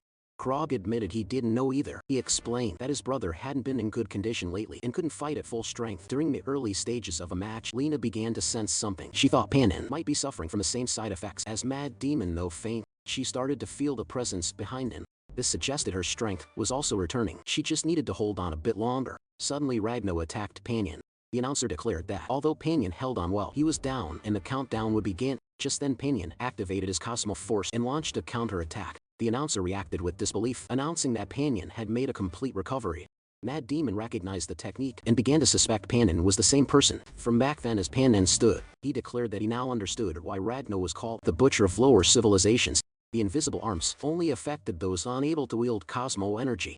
With that, Panen launched another attack and defeated Ragno. The announcer declared that Ragno was unable to continue and Panen had won the 6th block's preliminary round. Forlene turned to Grog, who was equally surprised. He realized that Panen's earlier weakness was due to something else. Lena confirmed it was because of the suppressor's side effects, which had restricted both his Cosmo energy and physical abilities. Grog wondered why Panen had hidden this. Lena explained that he hadn't hidden it intentionally. He simply didn't know the exact cause, as the information wasn't easy to access. Grog concluded that their teams were in the same situation. Lena agreed, mentioning that they had found a way to slightly reduce the effect. She advised Grog to inform his brother of the true reason. Grog, though hesitant to accept help, decided to return the favor. He offered to share information with Lena. She asked what kind of information he meant. Grog revealed that it was something Lena's kind probably couldn't access easily. Intel related to the preliminary finals. Grog confirmed that the 5th match would be the preliminary finals and revealed that the match format was expected to be different from the current one-on-one setup. Lena was surprised, noting that they hadn't received any official announcements. Grog explained that the information would only be released after all 4 5th-round matches concluded. When Lena questioned how he knew this, Grog clarified that among the 3 civilizations that advanced, some had obtained this information early and approached them. That's how he found out. He mentioned that these civilizations were forming alliances. Although his side declined the offer and didn't get full rule details, it was likely that the final match wouldn't be one-on-one. Believing he had repaid his debt, Grog left Lena. Began to process the possibility of changing match rules in the finals. At that moment, the announcer declared that Serpent had won Group 22's match and would be advancing to the preliminary finals. Mad Demon asked Lena if that was the average level of the competitors. Meanwhile, Lena wondered why no one had approached them. If the information Grog shared was true, Mad Demon tried to get her attention, but she was deep in thought, considering that even though their civilization's ratings were low, Mad Demon's performance wasn't inferior to the Piglos. Lena then asked Mad Demon to come with her, to check something. They arrived at Zone 3C Street, where Mad Demon guessed that Lena intended to lure someone out. She confirmed it, believing the street made it easier for others to approach them than inside the arena. Though not fond of teaming up with aliens, Lena believed that if the format changed, aligning with strong players could boost their chances of survival. Those who already knew the rules were likely strong. Mad Demon noted that the ones who'd approached them were probably strong and welcomed the chance to see their level. 3 days later, the two sat on a quiet spot in C Street. Mad Demon grew impatient, questioning when these strong fighters would show up. Lena also wondered why no one had approached them despite reaching the outskirts just then. Carino suddenly spoke beside Lena, startling her. Lena asked what she was doing there. Kuranos reminded her of her interest in Mad Demon and pointed out that no one would approach them first. Lena was confused, mentioning that even the Piglos were approached. Kuranos clarified that it wasn't about Mad Demon's skill, but his absorption ability. Now that everyone in Zone 3 knew about it, no one wanted to risk having their powers absorbed. Kuranos added that she might consider teaming up on the condition that Mad Demon's information would be shared, as she too was a competitor representing the Euphoria civilization. Lena began suspecting that the finals, being a team match, was now certain. Mad Demon recognized Kuranos as the only somewhat useful fighter among the remaining participants. Kuranos accepted the label, admitting she was among the stronger ones. Mad Demon questioned her confidence and wondered if she was hiding some incredible ability. Lena warned him not to get close so carelessly. Kuranos laughed, teasing that her ability might indeed tempt someone like him. Lena, growing suspicious, thought they shouldn't get involved with someone like her. Then it hit her: Kuranos was dangerous. Lena asked if any team was even willing to take her in. Kuranos responded confidently that, based on combat ability alone, she ranked high, so there was no reason why not. But Lena pointed out that what she said earlier about no one wanting to team up applied to her too. Her civilization had focused on stealing information through advanced technology. Mad Demon dismissed the concern, saying his information was already known. But Lena warned that Kuranos' civilization wouldn't just take abilities, they would steal everything about him. That stolen knowledge would then spread across the entire universe. Mad Demon realized that his data might hold crucial secrets about Earth civilization that even modern humans had missed. There was no way he could allow such valuable information to fall into the wrong hands. Kairos claimed that her civilization's official strength lay in their tools, with combat being a separate matter. Mad Demon laughed, saying it sounded like she had plenty of tricks up her sleeve, which only made him more curious to team up. Kairos considered that even the underworld didn't mess with these two. Maybe this gamble was worth the risk. She then proposed a deal during the preliminary finals. Neither side would object to or complain about any information or ability theft. Mad Demon agreed, saying he already intended to do that. Lena realized there was no point in worrying since the final decision was his. She then asked if it was possible to get more teammates for such an unpopular team. Kuranos was shocked and questioned if they had really come out here without knowing the full details. The preliminary finals, she explained, wouldn't be a team match, but a solo death match. Lena now understood the true goal of forming alliances: survival, not victory. Kuranos then urgently told them to turn around and head back to the arena without looking back. Lena was confused, wondering what the big deal was if it was just a death match. Kairos revealed that the match had already started. Unbeknownst to them, a nearby alien from another species had overheard everything. Speaking to himself, he cursed the spider for always catching on quickly, but concluded that there was still plenty of time left. The scene shifts to Team Earth's waiting room, where I've questioned Lena about the urgency that required the entire team to gather. Lena informed everyone that from this point forward, no one was to leave the stadium. The story then moved 2 hours back. Tyrannos had revealed to Mad Demon and Lena that there was a psycho murderer among the Zone 3 preliminary finalists. This individual had been targeting finalists one by one. Outside the stadium, Lena asked for clarification, wondering if these eliminations were happening beyond the stadium grounds. Tyrannos confirmed it. She explained that the murderer held an advantage outside the stadium due to the ability to manifest innate biological traits despite wearing a suppressor. His species possessed hypnosis as a unique trait, using it to lure victims into their dens before hunting them. This was how the killer advanced. Every match after the first had been won by default, while the stadium remained a relatively safe zone. Due to tight security, the enemy was relentless. She warned Lena to stay alert and to watch over her own kind as well. Back in the present, I've processed the threat and asked if they could end up as hostages. Lena confirmed the real possibility and emphasized the need for all external personnel to return immediately. Wark then mentioned that Director Marshall Steele hadn't been reachable since morning. He had left for business outside the perimeter. Wark questioned whether his disappearance might be connected to the reset briefing. Lena suggested reporting the incident to the Federation at once, but before anything could be done, Karinos arrived and dismissed the idea. According to her, the enemy left no traces behind. These were the best specialists in space. The Federation wasn't a charity that could be relied upon for blind help. If there was no evidence, even full-scale resource deployment would be useless. That would become the fate of their civilization. Just like all the killer's previous victims, Karinos coldly asked how they would respond, implying the solution was simple: abandon the missing comrade. Instead of weighing a civilization's fate on one individual, they just had to wait for the preliminary finals. Angered, Marcel insisted he would act. At that moment, Mad Demon entered and declared that he would rescue Marshall Steele. He had always wanted to meet the killer and saw no reason to refuse the invitation now. Karinos reminded him of the risks he would be fighting. While wearing a suppressor, she questioned if he had found a way to battle without using Cosmo Force. She warned that even if he had, once he was hypnotized and taken into the enemy's den, it would be over. Mad Demon responded with a plan. If he wasn't the one being dragged, everything should be fine. The scene then shifted to Zone 3's F Street. Mad Demon trailed a figure hidden behind a large, snake-like creature. As the snake opened its mouth, Mad Demon realized that he had overestimated this prey. Without Cosmo Force, this opponent was just another ordinary being from an inferior civilization. The snake lunged at Mad Demon to attack, but in a swift motion, Mad Demon drew his sword and eliminated it with a single strike. The figure nearby was stunned to see Mad Demon and questioned whether he was really an Earth representative. Mad Demon confirmed and explained that the trap had worked just as he hoped. He had once fallen for the same trick, which made him confident it would succeed. He knew the enemy's ability to gather information was limited. One small mistake would usually summon the real version of the opponent, which probably made the killer act even more cautiously. Ironically, that caution had led to a critical mistake. The attacker noted that not only did the decoy resemble Mad Demon perfectly, but the energy felt exactly the same.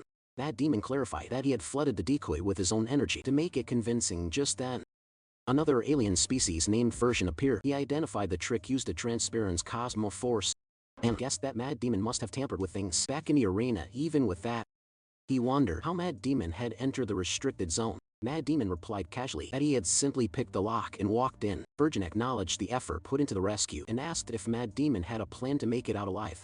Mad Demon unfazed, smirked and told them to start worrying about themselves.